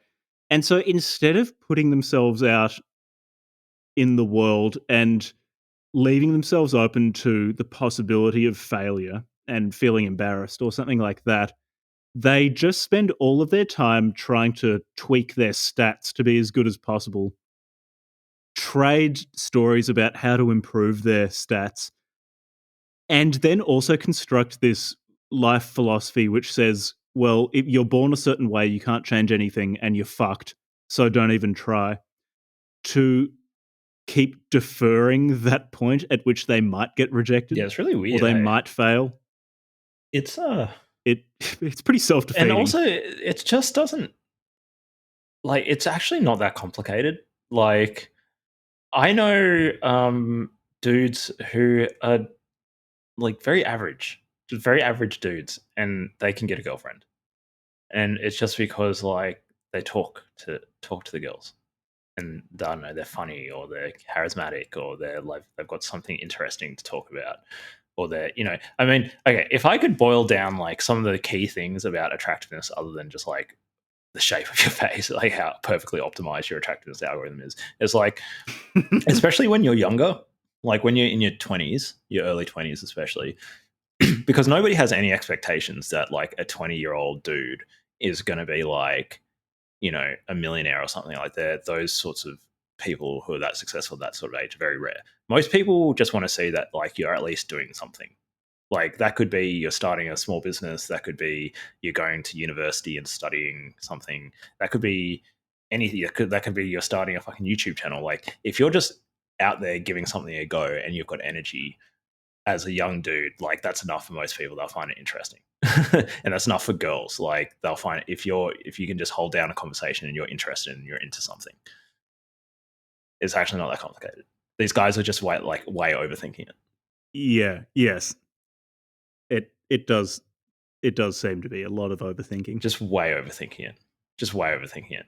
But like they would say that you can afford to do that because you've been born with the right genetics. It's so dumb. No, but it's this ironclad self-sabotage where they basically, when anyone says anything that disagrees with their worldview, which again has been built up by only talking to other lonely dudes on the internet who are also probably addicted to porn and video games. Whenever anyone disputes what they say, they just say, oh, well, you're genetically superior, so of course you can say that, but we can't. It's just like that. It feels like it's a group of people who are actively fighting to sabotage themselves. Yeah, or like looking to it's almost like, is it like ameliorate their own responsibility or something like that in this thing. Like yeah, okay, like women aren't going to just like come up to you and suck your dick. Like, you have to, funnily enough, you have to like show some value of some sort like to others. Like, and that's not just like a women thing. That's just like, do you even want to hang out with some like person who's just down on themselves all the time, down on the world, and like just doesn't have anything interesting to talk about, and like you don't want to hang out with those people. It's like get you down. So don't be this. It's really not complicated. Just do something interesting, do stuff with your time, and then talk to people that have a good attitude. Fucking hell, man. I wish like the problem. Okay, so these are just like lessons that people have to learn, but the really the only severe criticism I have is that because they're making these little communities, they're all like accentuating this in one another. They're actually making the situation worse for themselves. Yeah, it really is a positive feedback loop. It's just like get off this. If you have a looksmaxx.org account or whatever, like get the fuck off that forum. Stop going to those Reddits and those subreddits and those 4chans or whatever the fuck. Stop looking at that shit. Yeah, I'm not even saying that you need to do it and suddenly start socializing as much as possible. I think if you just remove that influence from your life, things will start improving. Yeah, it's like when I used to get depressed, I used to listen to like Elliott Smith and shit, and that would make it worse. And it's like I realized like, oh, like if you're sad and you listen to sad music, it will accentuate the sadness. So like I stopped listening to music when I felt down. Just like like I'd go and do something, like go for a run or something. And you can feed the ducks and the ducks will respond. They'll want more. So stop feeding the fucking ducks. And by ducks, I mean like your insecurities by going on these forums. Yeah, because these forums are incredible. I start feeling really insecure about my looks on these within like forums, 10 minutes of reading this like, shit. I feel insecure. Yeah, like, it's just I just feel bad about how I look, having spent a small amount of time on them, let alone someone who's just spent possibly years marinating in this. Yeah, there's people who I imagine have literally spent years You know, like, because like any online community, there'll always be like a very small, maybe 1 to 5% of the most engaged users will be on the thing like every day. And those people Yeah. are like, if they're either contributing this content or they're consuming it like every day, like that's going to really warp their view of like their own body and others. Yep. Yep. Yep. And social dynamics. Yeah, really unhealthy. Which is why, like, I feel some sympathy for these guys because it's obviously not a nice feeling to feel Yeah. ugly or unwanted or discarded, or to feel like you don't have prospects. Yeah. Or you worry that you're always going to be alone because it's, you know, you do have some people who feel no need to have It's a romantic pretty partner rare. in life, but that's a very small number of people. Most people, I don't know if I've ever actually very met fundamentally anybody like who holds that position long term. Yeah. Like maybe early in our 20s or something, but like over the long term, eventually people come around to like wanting to have like a partner. Early in your 20s, though, you just feel like you're going to live forever Yeah. and you're going to be young and have unlimited possibilities. Everybody that as I well. know who I like think 10 years ago once you get older and realize that like you have a use by date, yeah, you want someone to spend your life with. yeah, and it's good. It's like it's just such a fundamental thing. It's meaningful. It's fulfilling. Yeah, and life becomes much more meaningful when you do share it with someone whom you love. Share it with a partner, share it with close friends and stuff. And so like it's like these people are like, it's actually not that, like, again, it sounds simple, like it's not that complicated. Like there's certain things that clearly humans across cultures and times have figured out like are really enriching to our lives. And like a long-term partner, families, close friends, like physical health, like all those things are just like across cultures and time. Hunter eyes. And hunter eyes. Keep it simple, fellas. Keep it simple, fellas. Don't fucking smash yourself in the zygote with a stone. You don't need to do that. You don't need to do it. Don't take HGH as a teenager. Don't take T if you're 15. It's going to fuck you up. Yeah. Don't get a fucking beard transplant because you think that'll suddenly solve your problems. Just hang out with the boys. A lot of these go to dances every now and then. Learn to kiss. Like it's not that complicated. Yeah. Well, again, as I was saying, I have sympathy for these people because, like, also if you're just a more introverted guy, like these things can just be harder. And I would say, like, but I don't know, like, and basically everyone, or maybe only a small minority of guys, haven't worried about getting a girlfriend or something like that. That's very rare. Like, when I say a small minority, I'm just kind of I've never met anyone who hasn't worried about it at some point in their lives. I would say that we know at least a couple someone. of guys who like just always never had problem. Like back in undergrad, I can think of at least one dude that you and I I can think of two dudes off the top of my head from like when we were undergrad who like never had problems with girls. Levi and Jack. they still worry. Yeah. Like, I mean, exteriorly it might look like everything's fine, but like, you're also riddled with anxiety when you're 19, no matter who you are. Yeah. It's like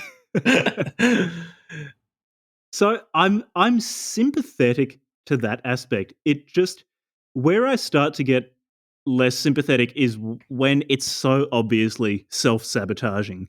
And you've got this community of people who encourage each other's self-sabotage. Back hair transplants to the point where face. They push back on any sort of advice as just cope. Copium. And it's things like, if you're born incredibly good looking, like if you just look like Henry Cavill, despite the fact that he doesn't have hunter's eyes and he's got all these other like nitpicky problems that incels on the internet think make him look ugly. But like if you're born with a face like that and you're like 6'3" or however tall he is with really big muscles and stuff, like it's going to be easier to get women interested. Like, yeah, I agree with that. But on the whole, I think looks are just less important to women than they are to dudes. Like, you're going to have fewer women who'll sleep with someone just because they're really good looking versus men.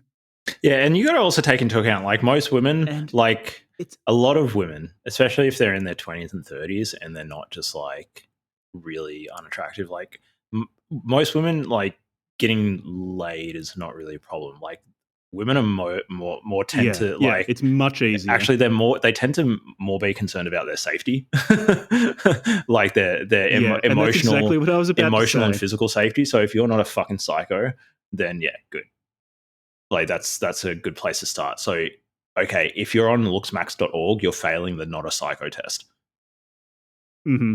Yeah, and if you're trying to look like a criminal, then that's like you're going to drive away most normal people. At least, because it's like so many of the things that I'm saying here, I'm not sure if I need to say, but it's like no, you do. Women need to say are just like normal women are just normal people too, and they don't want to spend time around potentially violent people. If there is one borderline looksmax kid out there, 19-year-old guy who's considering punching himself in the face to get Hunter's eyes, and to get a warrior, and we stop him, we can positively influence him to stop doing that shit. Then I'd say it's fine. Yeah. Yeah. Well, it's also like you're going to attract the sort of people that you're optimizing for. Like if you try your hardest to look violent, then you're going to attract people who are attracted to that. And that's probably not actually the sort of person you want as a partner. Yeah, and there's a difference between like looking violent and actually being violent. Like if you can't back up the way that you look, you're gonna you're gonna invite danger into that's especially in some part. Like if you go to some bars in Sydney and stuff, like, well, I don't know, maybe it's a bit different these days, but at least like 5 years ago or whatever in Sydney, people would like you could get into a fight pretty easily if you wanted to. And so if you're walking around like you've made yourself look like the sort of person who gets into fights and you're not going to back it up because you're the sort of person that's also on looksmaxxer.org, you're asking for trouble. Yeah, you really are. Because, if you're trying as hard as you can to cosplay as a hardened criminal, there are people who look for other people like that and then beat them up. Try to pick fights with them. Yeah, and you only get one chance to like bounce your head off concrete. But the problem is that those people are real hardened criminals and they'll fucking kill you. Yeah. And like the other thing is like this is like where people are swapping signaling for like the actual thing. You know, like okay, I'm gonna get tribal tattoos to look cool, bro, versus like an actual person who's in a tribe and has gotten like a proper ritual tribal tattoo because they're actually Maori or whatever. It's like no, they're actually fucking hardcore, and one's a poser, and the other one actually is cool and like has like a cultural connection and actually like went through the full scarring tattoo, like the traditional tattoo and stuff. Like that's fucking cool, and there's a cool story to back it up. The other one is just like, yo, I went to a fucking tattoo parlor in Seminyak when I was fucked up in Bali and got a tribal tattoo, bro. Yeah, one's lame. And I got fat injected into my vocal cords, so I had a deep voice. One's fucking lame and one's cool. Don't be the lame one. If you're a white guy with like, if you're a 19-year-old scrawny white kid with like strawberry blonde hair, that's cool. That's cool. Like, I'm not against that. I mean, that's fine. No hate here. But like, don't like get a tribal tattoo in Bali. Please don't get tribal tattoos. And think that that's going to make you hot. Please. Like, just work out a bit. So the thing is with, like, we're not even through all of these different, through this list of ways to increase your sex appeal. But like the thing is, they do hit on the truth, perhaps accidentally at times, in that, like, yeah, women like tall guys. Or plenty of women like guys with big square jaws and things like that. Or a 9-inch. Plenty of women like guys a 9 milli who don't look physically out of shape. But the thing is, they make basically caricatures of all of these things. So they take like, oh yeah, plenty of women like guys if they've got a bit of muscle on them. And from that, they go basically, I need to start taking tren to be jacked out of my mind. Yeah. Or it's like, women, like a lot of women like tall guys. And from that, they basically go, if you are under 175 centimeters, because they've just decided on this number, you are not attractive anymore. It's just not possible. It's like, yeah, but is it that black and white? Like, is it really? It really is it's the effect of a group of people with no contact with any sort of stabilizing influence of the exterior world, egging each other on about a certain group of characteristics. There's no negative like feedback. Nowhere is that more obvious than with hunter eyes, because I reckon a good half of the threads in this place are about fucking hunter eyes and like analyzing the precise facial details that allow you to get hunter eyes. So it's like, good. okay, well, you need the right relationship between your eyebrows and how much skin there is above your upper eyelid, but then you also need to look at the zygomatic arch and how it interacts with the orbit. And then it's like they have all of these different criteria that you need to meet in order to have hunter eyes. And that it's like hunter eyes are just the holy grail. And then you have arguments as to whether you can use cosmetic surgery to get hunter eyes or not. It's like they've just picked this one thing as the most important thing you can possibly do. Yeah, that's pretty silly. Okay, so here we go. Here's like 0.8 is it's about all of these different weight ratios, like shoulder to waist ratio, shoulder to hip ratio, waist to hip ratio. And they give, of course, ideal values of all of these because it's not objective unless you've got numbers attached to it. And again, it's like ridiculous. They've hit on an element of truth. So like plenty of women find it attractive when a guy has broad shoulders and a narrow waist. Like, fine. I don't think that's a particularly controversial statement. The thing is, where they run into problems is when they start calculating all the ratios and then going, basically, yeah, if you don't fall within this narrow range, you're just not attractive. And when they start proposing that people wear like padded shirts to make it look like they have big shoulders and pecs, seems like a bit much. I will grant them. So their first method for getting broader shoulders is to hit the gym. And that's good advice. Yeah, go do some shoulder press and some rows and you'll get bigger shoulders. Great idea. But then of course they go to surgical methods like clavicle lengthening surgeries. Which is just such a bad idea. Or deltoid augmentation via implants. Yeah, that's really dumb. Have you seen the Ken doll guy on YouTube? Yeah. He got delt insertions. Guy, it's like, just do some overhead presses.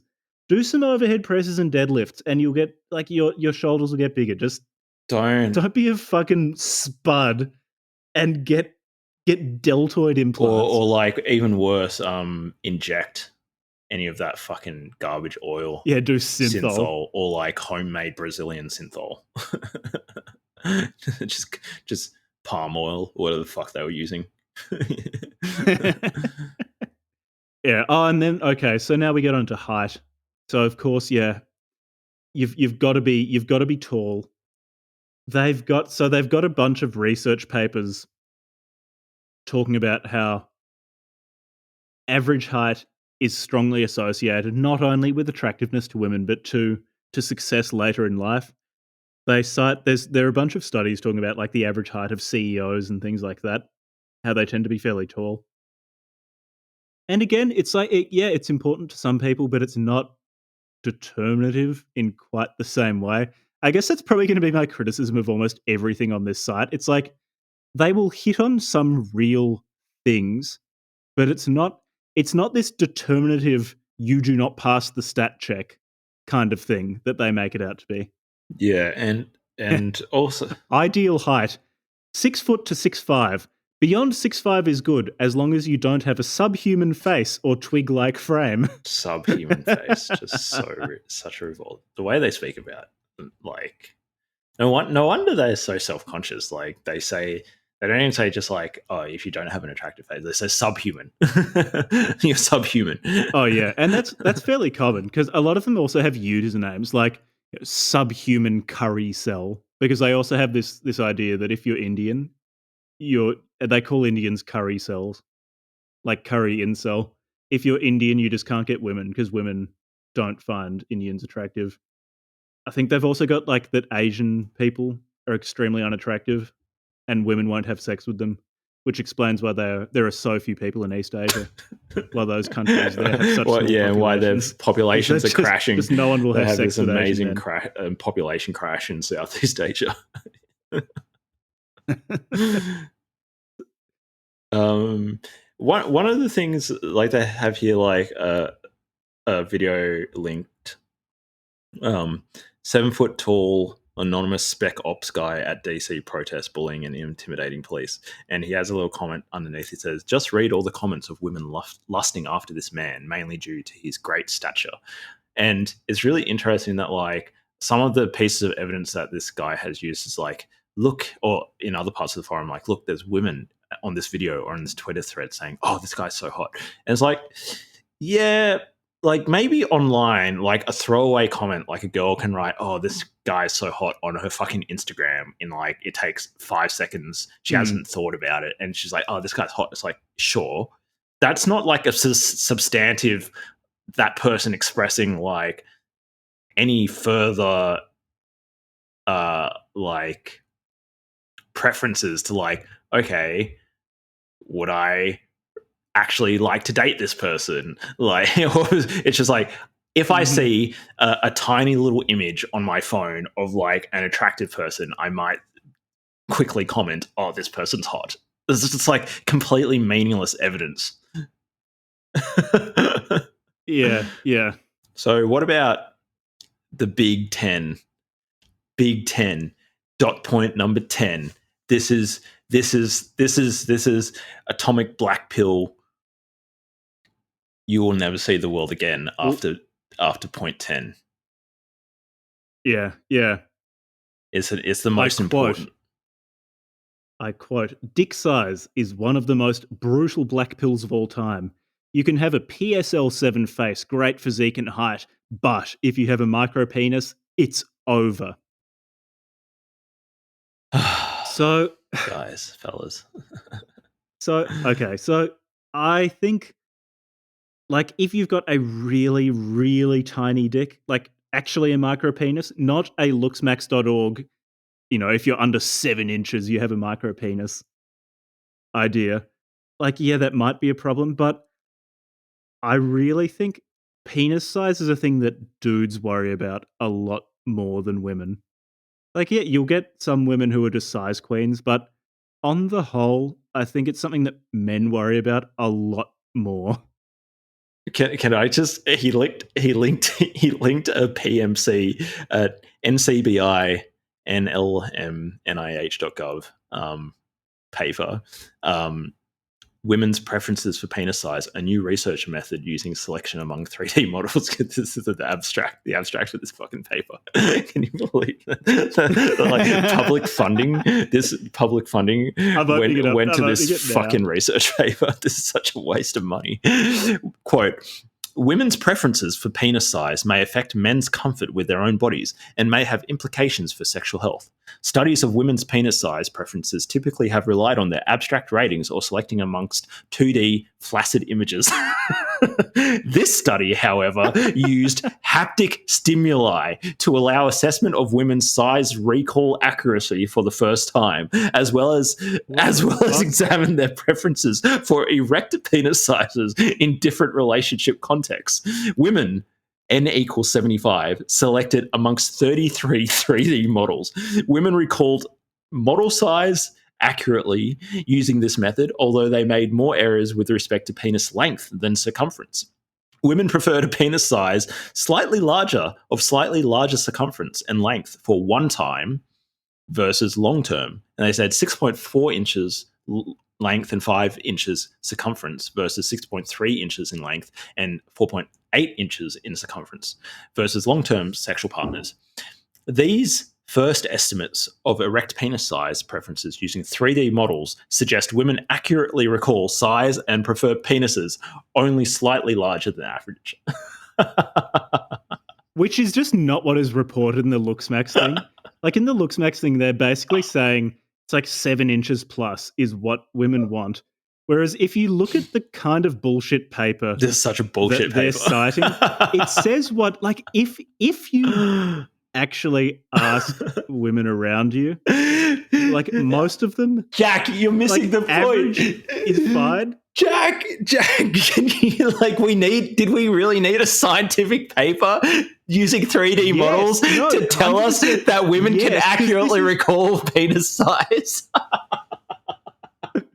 No, when you the amount of anxiety that some dudes have about their size, like, yeah, you do need things like this to try to calm men down. Where, like, especially with porn, it's like if your penis isn't the thickness of a Coke can, like, yep, you'll be okay. It's fine. So funny. You need things like this to calm down men who've just fucking rotted their brains with years and years of porn use. Decades of porn. Yeah. I think you really actually need stuff like this to try to calm people down. Yeah, so I don't have... Even if you do it, you will then get people who are looking for reasons as to why they're romantically unsuccessful, who are going to misinterpret the article and use it as evidence as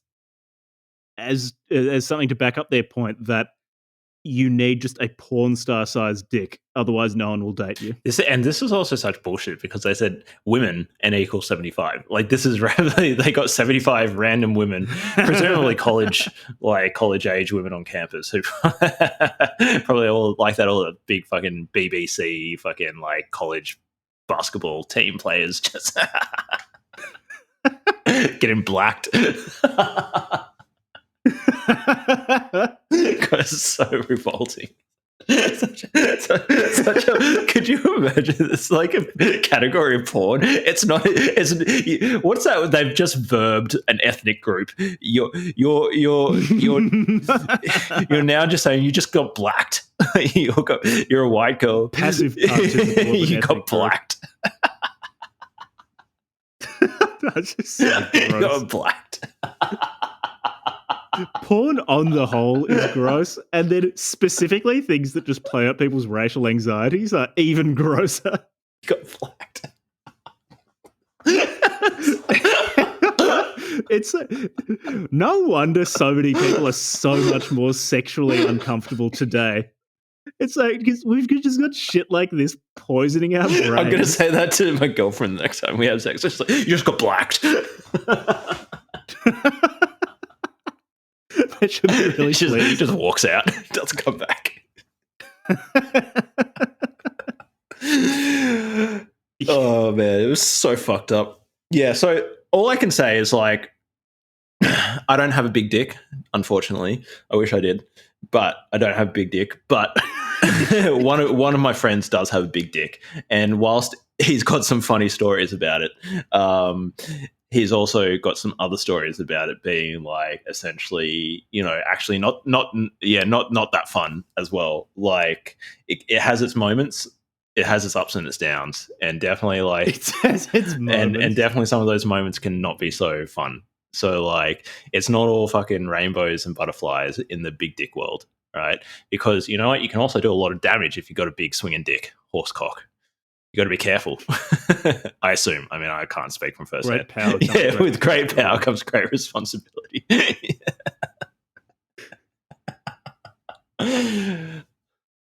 Like if you've got a little tiny micro penis, you can just jackrabbit it and it's fine. But if you've got a big old horse cock, you can't just go in. Instead of like 45 minutes of foreplay. Baby, I need just warm me up a little bit more. It's been like an hour and a half. Come on. My tongue is I'm getting cramps in my tongue. You're too big, baby. You're too big. This is exactly the sort of thing that looksmaxxers will say is pure coke, but oftentimes women also care about the person that the penis is attached to. It's not just about the penis. I don't know how good this episode is going to be because it feels like we're just saying like basic shit that these people's dads probably should have told them. I assume a lot of these dudes have like serious daddy issues. I'm just going to go out on a limb and say that. Just gonna While I guess. was saying that, I realized the error of what I was saying. I'm going to guess they have serious parental issues. Like, I shouldn't tease a community of people for having fucked up parental relationships. But there's definitely something going on. Why the fuck you're on why you're one of the top posters on looksmaxxer.org or whatever. There's something going on. Mm-hmm. Here we go. How to get a big dick. Non-surgical methods. This is terrible. Jelquing. Don't do any of these. Do not do this. Just don't do this. So, I did. Jack did jelquing for 3 years to prepare for this episode. Yeah, just fucked his dick up. In preparation for this episode, I did a few months of jelquing. And I can now report that I can't get hard anymore because I've just stretched the shit out of my penis. It's just a long floppy noodle now. Is jelquing where you attach weight to it? Is that jelquing? Or is jelquing where you like pump blood into it or something? I got to double check. So at least the jelquing thread I looked at gave a bunch of different exercises, which are like dumb. Don't do that. It's like weird stretching masturbation movements where you just like pull your dick really hard in different directions. as might have been predictable, pulling your dick really hard repeatedly can damage it and it can stop working properly. So just don't fucking do it. Just don't do jelquing. Get some soft tissue damage. Public safety. PSA, don't do jelquing. This is a book club from hell. PSA. Anybody out there who's jelquing, please stop for your own health and safety. Please stop jelquing. It's like, just think, okay, what is a woman going to prefer? A slightly smaller penis that can get erect, or a slightly longer, flaccid noodle? just a noodle. Just be kind to your dick and don't do jelquing. Don't tie weights to it. Don't just use it for its intended purposes and don't just leave it alone. Just leave it alone. Knock it off. Knock it off. Okay, penis extenders and penis pumps. Bad idea. Again, don't do it. Just don't do it. And okay, here's what you should do. Surgical methods. Here's the good bit. Here's the thing that you should definitely do. I quote: "The penuma is a crescent-shaped piece of medical-grade silicone inserted under your penis skin to make your penis longer and wider. It's provided in 3 sizes: large, extra large, and the one that you should get, extra, extra large." Again, just like, cost $15,000. Don't pay $15,000 to have a piece of silicone inserted into your dick. Just don't. Just please don't do that. Just don't. I don't have much Just more to don't. add. Levi's on video and is just shaking his head slowly, which is probably the best response to this you can give. But just don't. Especially if you're like, if you've got a 5-inch dick, like, yeah, sure. You're not huge, but it's fine. You know, you just got to make up for it with like a good tongue, good hip action, you know, keep in shape so you can, you know, keep up your stamina, all that sort of stuff. You know, you're just going to make up for it in other areas. Don't drop $15,000 on paying some fucking dodgy fucking surgeon cut open your dick. Not worth it. Look, the risk is you fuck your dick up for the rest of your life. That's not worth it. It's better to have a slightly small dick that works than to have a completely fucked, like, girthy dick. Not worth it. Now, what about Jack? Okay, can I just counterpoint? What if you got like a micro dick? What if you're literally one of those dudes who has like a 2-inch dick? I don't know. Like, yeah, maybe that's worth in it. Really extreme cases, maybe. I don't know. Like, look, I'm not going to advise anyone to get the dick surgery or anything like that. Like, in terms of like true, like, not micro penises as defined by Looksmax forums, because they really do seem to think that anything less than 7 inches is tiny. Yeah, like, if you can bottom out in someone, then you have a micro penis. You know the flip side. Like if she's not writhing in pain after 30 seconds of sex, then she's not enjoying it. I've got an alternative strategy. Here's a strategy: just date a really small woman. Just date a really small one. Southeast Asia Max, which is a proposed strategy. Just go find yourself a good 5'4", slight build woman with a really tiny vagina to compensate for your tiny little dick. Well, this is like, I assume it's because, again, these people have not touched a woman before, which is why they might not be factoring this in. But in the same way that dicks are different sizes, vaginas are different sizes as well. And a dick that works for one woman might not work for another. I guess like the advice I can give is just don't worry about your dick size as much. It's not as big a deal as you think it is. Cope. Pure cope. Absolute cope. Pure cope. That's A-grade Colombian cope right there, Jack. What you should be doing is jelquing multiple times a day as violently as possible, tying bricks to your penis. And getting tribal tattoos. In preparation for your triple XL silicone implant that you're going to drop 15 grand. Yeah, if you took like all the... Actually, that's a good... Actually, I'm just going to go through and add up. Okay. Take all the advice. So all the surgeries. Okay, I'll take you could drop $2,000 on that. So that's two... What are you dropping $2,000? So the thyroplasty? Injecting fat? Yeah. So voice deepening fat injection thyroplasty, yeah. So if you got that one, that'd be like 2 to 5. So let's call that 2,000. Okay. Number 2 is you need... a non-surgical method, a surgical method, $3,000 for a beard transplant. We only so want now we're up to $5,000. Okay, now you want some dark hair. Okay, there's nothing you can get a couple $2,000 on a good tattoo, a good sleeve. Yep, yeah. So now we're up to $7,000. All right. So what are we looking at? Yep, just one sleeve. to double it up, $4,000 for 7. Thick muscular neck. No, that's not too expensive. So what about here? Surgical method for clavicle lengthening surgery. Bloody hell! Or deltoid augmentation. Sounds like a great $3,000. idea. So we're already at $10,000. Okay, yeah, $10,000. All right, what else? What? Limb lengthening surgery, $16,000 in Russia to $85,000 in the US. Man, far out. So we're pumping 25 plus grand here at least, fellas. And getting nice long fingers. And then penis enlargement, 15. The limb lengthening surgery is $15,000. So if you just got the surgical methods that this guy suggests, you'd be staring down the barrel of minimum $40,000, and that's to get the surgeries done in fucking Russia. Yeah. Yeah, where the anesthesia is just them hitting you in the back of the head with an iron bar. Yeah.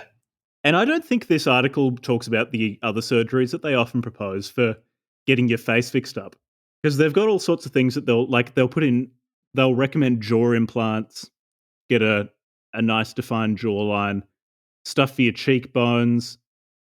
There are so many different, sometimes fairly extreme cosmetic procedures that they propose getting done on your face, and those will set you back thousands of dollars as well. Yeah, they like the maxilla stuff and the zygote stuff. That's super expensive. Oh, and then dentistry. I mean, they didn't even say anything about like having nice, straight, shiny teeth, white teeth. Yeah, orthodontics can cost like thousands of dollars. So these guys are proposing like potentially like tens and tens of thousands of dollars worth of surgical interventions. And then you're going to end up just looking like the fucking Ken dude, Ken doll, motherfucker. Weirdo, weird looking guy. So the end of the post says compares two dudes, Jason Momoa and some scrawny little sunburnt white kid, which is it's unfair. He's actually, but guy one is not bad. He's just a normal looking dude. You know, it seems like he's just like an above average. Yeah, guy. And he's not like jacked or anything, but he's not fat or whatever. And he's the caption says, "Just imagine these two guys walk into a bar or a club. Who do you think will slay the most? Guy one scrawny white guy. Guy 2, Jason Momoa. If anyone, But also, I just want to add, so the first guy, it's just a picture of him on the beach, whereas Jason Momoa, it's him presumably at a photo like, shoot, prepped for a photo like jacked shoot. up. He probably has been like drying himself out for at least a day, like on diuretics or not drinking water, cutting his salt out. He's been working out. He probably has a pump. He's got good lighting. He's got makeup. Yeah, it's completely like it's already. It's not him at 11 a.m. on a comparison. Sunday morning, fucking stuffing his face with Cheetos, watching Family Guy. Which, like, I think that Jason Momoa is not above everybody else. Right? I reckon he does shit like that, right? Just like everybody else. Okay, if anyone chose Guy 1, please go visit a psychiatrist. And I continue. Quote, Jason Momoa is taller, wider framed, has more muscle mass, exhibits high levels of masculinity, maturity, and danger. Parentheses, tats, scars, etc. In other words, Jason Momoa oozes with sex appeal from head to toe. Guys like, this is in all caps, guys like Jason Momoa and Louis Allen III are the guys your girl cheats on with. These guys trigger the raw primal sexual urges in women. Not only will they make her orgasm 100 times, but they will also beat the absolute shit out of someone twinkie like Jordan Barrett. I'm assuming Guy 1 is Jordan Barrett. It's like, again, he's not bad looking. He's just like, he's definitely above average. Oh, he's a perfectly decent looking fella. He's just a very different type of good looking. But again, it's just like these guys seem to view this like Pokemon in that if one guy is like a higher level than the other one, that just means that in every potential situation he's going to win. He's just got higher stats. Just cannot be beaten. And every interaction is going to be like a zero-sum interaction between you and like the most attractive possible man in the world. I guess though, I'm assuming these people subscribe to that belief that women are basically always on the lookout for genetically superior men, and as soon as they see someone who is genetically superior to their current partner, they're just going to immediately cheat on them. Now, so fucking dumb. Now I'm going to read some of the replies. There's some of the replies in the fucking. This is what we mean by people fucking egging each other on. All right, Cade, who apparently is master level or something. There must be levels or something in this fucking community. So he says, "Bravo, high fucking effort thread with absolutely the right idea in mind. This is the kind of shit that matters. Going this route will change your fucking life. People slather retin A and get a nose job and wonder why they're still invisible." And then he has a gif of The Rock clapping slowly. And you know what? He had 40 people positively click like on that. Like, these people are just egging each other the fuck on. Yeah.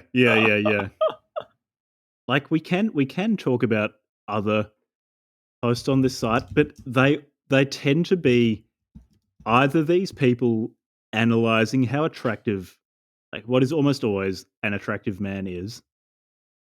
People like crabs in a bucket just telling each other that they're never going to make it and that they're completely fucked and should give up. Them talking about getting surgeries or reviewing their experiences, having got some sort of cosmetic procedure done on their face.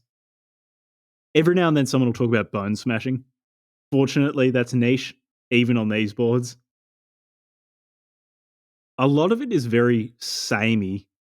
It really does feel like people repeating the same conversations to each other over and over, and with each repetition becoming less able of functioning in the world exterior to looksmaxxer.org.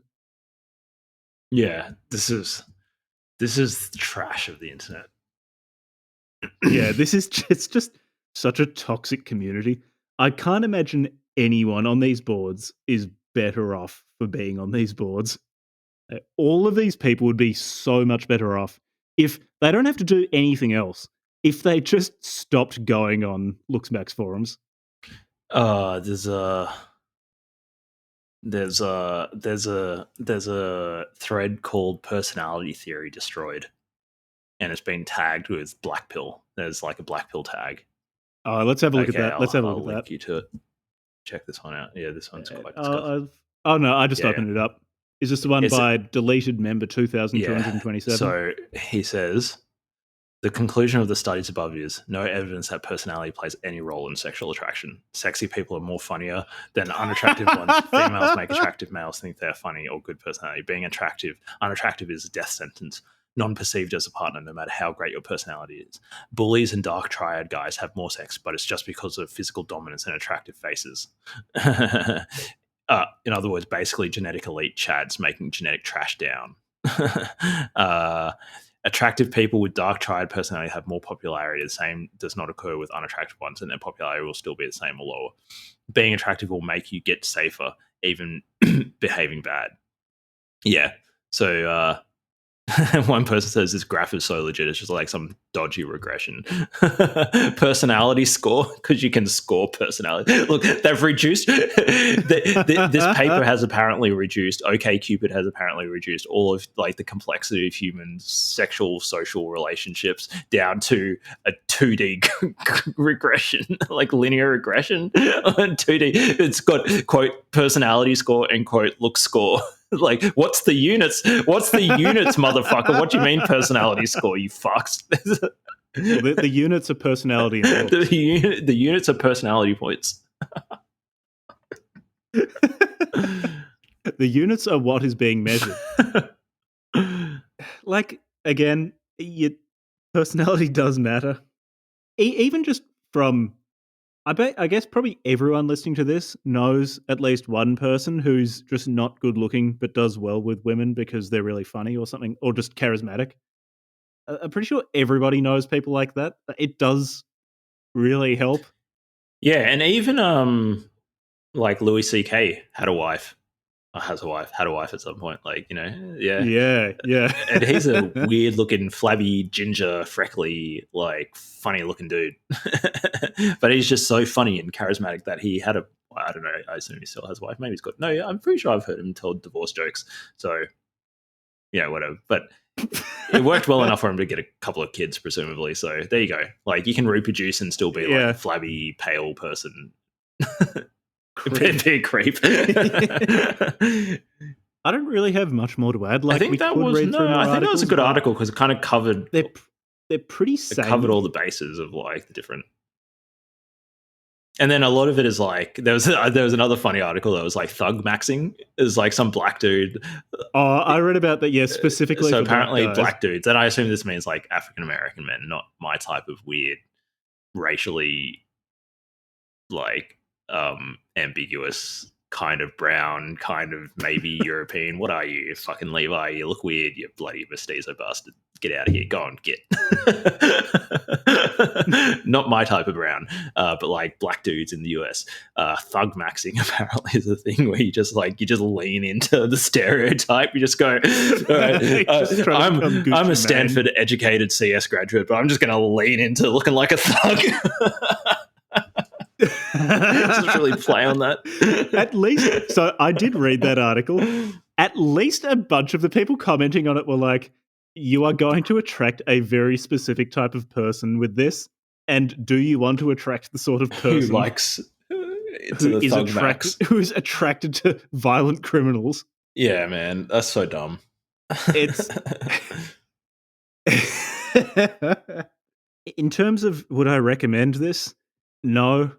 There's like, okay, it's kind of funny, but the advice would you recommend it, Jack? Would you recommend joining the looksmaxxing community, or would you recommend just reading their threads? It's like watching a car crash. You are going to read it and you're just going to start feeling insecure about your looks because so much of this stuff just seems to be designed to make you feel terrible about how you look. So they can sell you some dick pills. It's just pure crabs in a bucket mentality. What do you reckon they're selling behind there? Do you reckon there's links to like dick pills and stuff? Or do you reckon they get a kickback on referrals to like surgeons and shit like that? I don't even think they're selling stuff. I think a lot of them are probably trying to justify why they're not successful in life, or as successful as they would like to be, with women in terms of money, in terms of their careers, etc. I'm not as successful with women in life as I would like to be because I run an obscure podcast talking about this sort of shit. This is why I'm no longer getting laid. And instead of doing stuff that basically everyone knows works, like, yeah, get in shape, just like be pleasant to people when you talk to them, try to be funny or charismatic or something like that, be doing something exciting with your life. Instead of those things, instead of like not being addicted to video games and porn, which I'm just going to go ahead and assume is the accurate diagnosis for 95% plus of the people on this site, they just try to construct a worldview which absolves them of any sort of responsibility, which goes, well, I was born with subhuman genes, therefore I can never like be Elliot successful Roger. and nothing can Elliot ever go Roger my just way. like didn't take any fucking responsibility for his life. And for the amount that these people talk about cope whenever anyone offers them good advice, like that to me is fucking cope. It's just it's this elaborate way of absolving yourself of any sort of responsibility. And yeah, it's still like Jack's getting really worked up about this. Like we've read fucking like white nationalism and shit. Jack's getting pissed off at Looksmax, getting on his soapbox about Looksmaxing.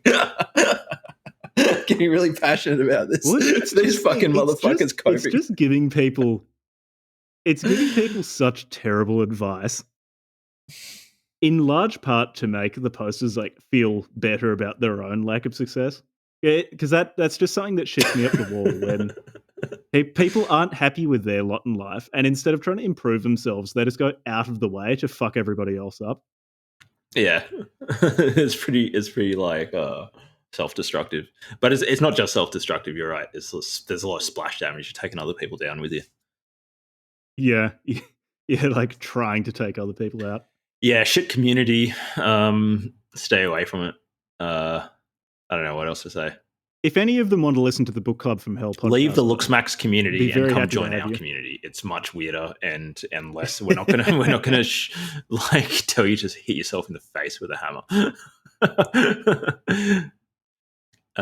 What do we have next? Right. So next episode's gonna be and just shout out to people in Discord. Like we did some interviews with people the other week, and one of the things that came through, I think Heilig made this note, was that when we say that we're going to do a particular book next, we should actually stick to it, so that if he's like interested in in like reading it a bit beforehand or whatever, he can. So we're going to try to do that and not just arbitrarily just change. So yeah, no, we're actually going to read Modern Man in Search of a Soul by Carl Jung next week. So that'll be really fun. I think Looksmaxxer. Yes, Looksmaxxer adjacent. Well, yeah, I guess like Jordan Peterson is inspired by Jung, so Jordan Peterson is a Looksmaxxer. So there you go. So read along, get yourself a copy. That like two-colored blazer thing he started wearing is one of the most offensive. I haven't seen him. I haven't seen any ever seen in my life, so I can't comment. But I assume it's horrible. Hey, you know what? We're going to start uploading like affiliate links. So if you want to read Modern Man in Search of a Soul, like go to bookclubfromhell.com. The website will be updated soon, and there'll be affiliate links there. You can support the show by clicking on affiliate links and buying the books from Amazon using our links. Give us some shekels. I bet Amazon's going to be so pleased about people buying white nationalist literature. Yeah, well, this is assuming that the books that the book that we've discussed actually has a link on Amazon. Like, obviously, Modern Man in Search of a Soul will. We didn't read a Looksmax books. Maybe in the future, if we're going to read a Looksmax thing, we should like read a book so we can link it. But I don't think it's worth it. There will be no affiliate link for this particular episode. In lieu of affiliate links, just come join the Discord. Yep. Thanks for listening. Yeah, thanks for listening.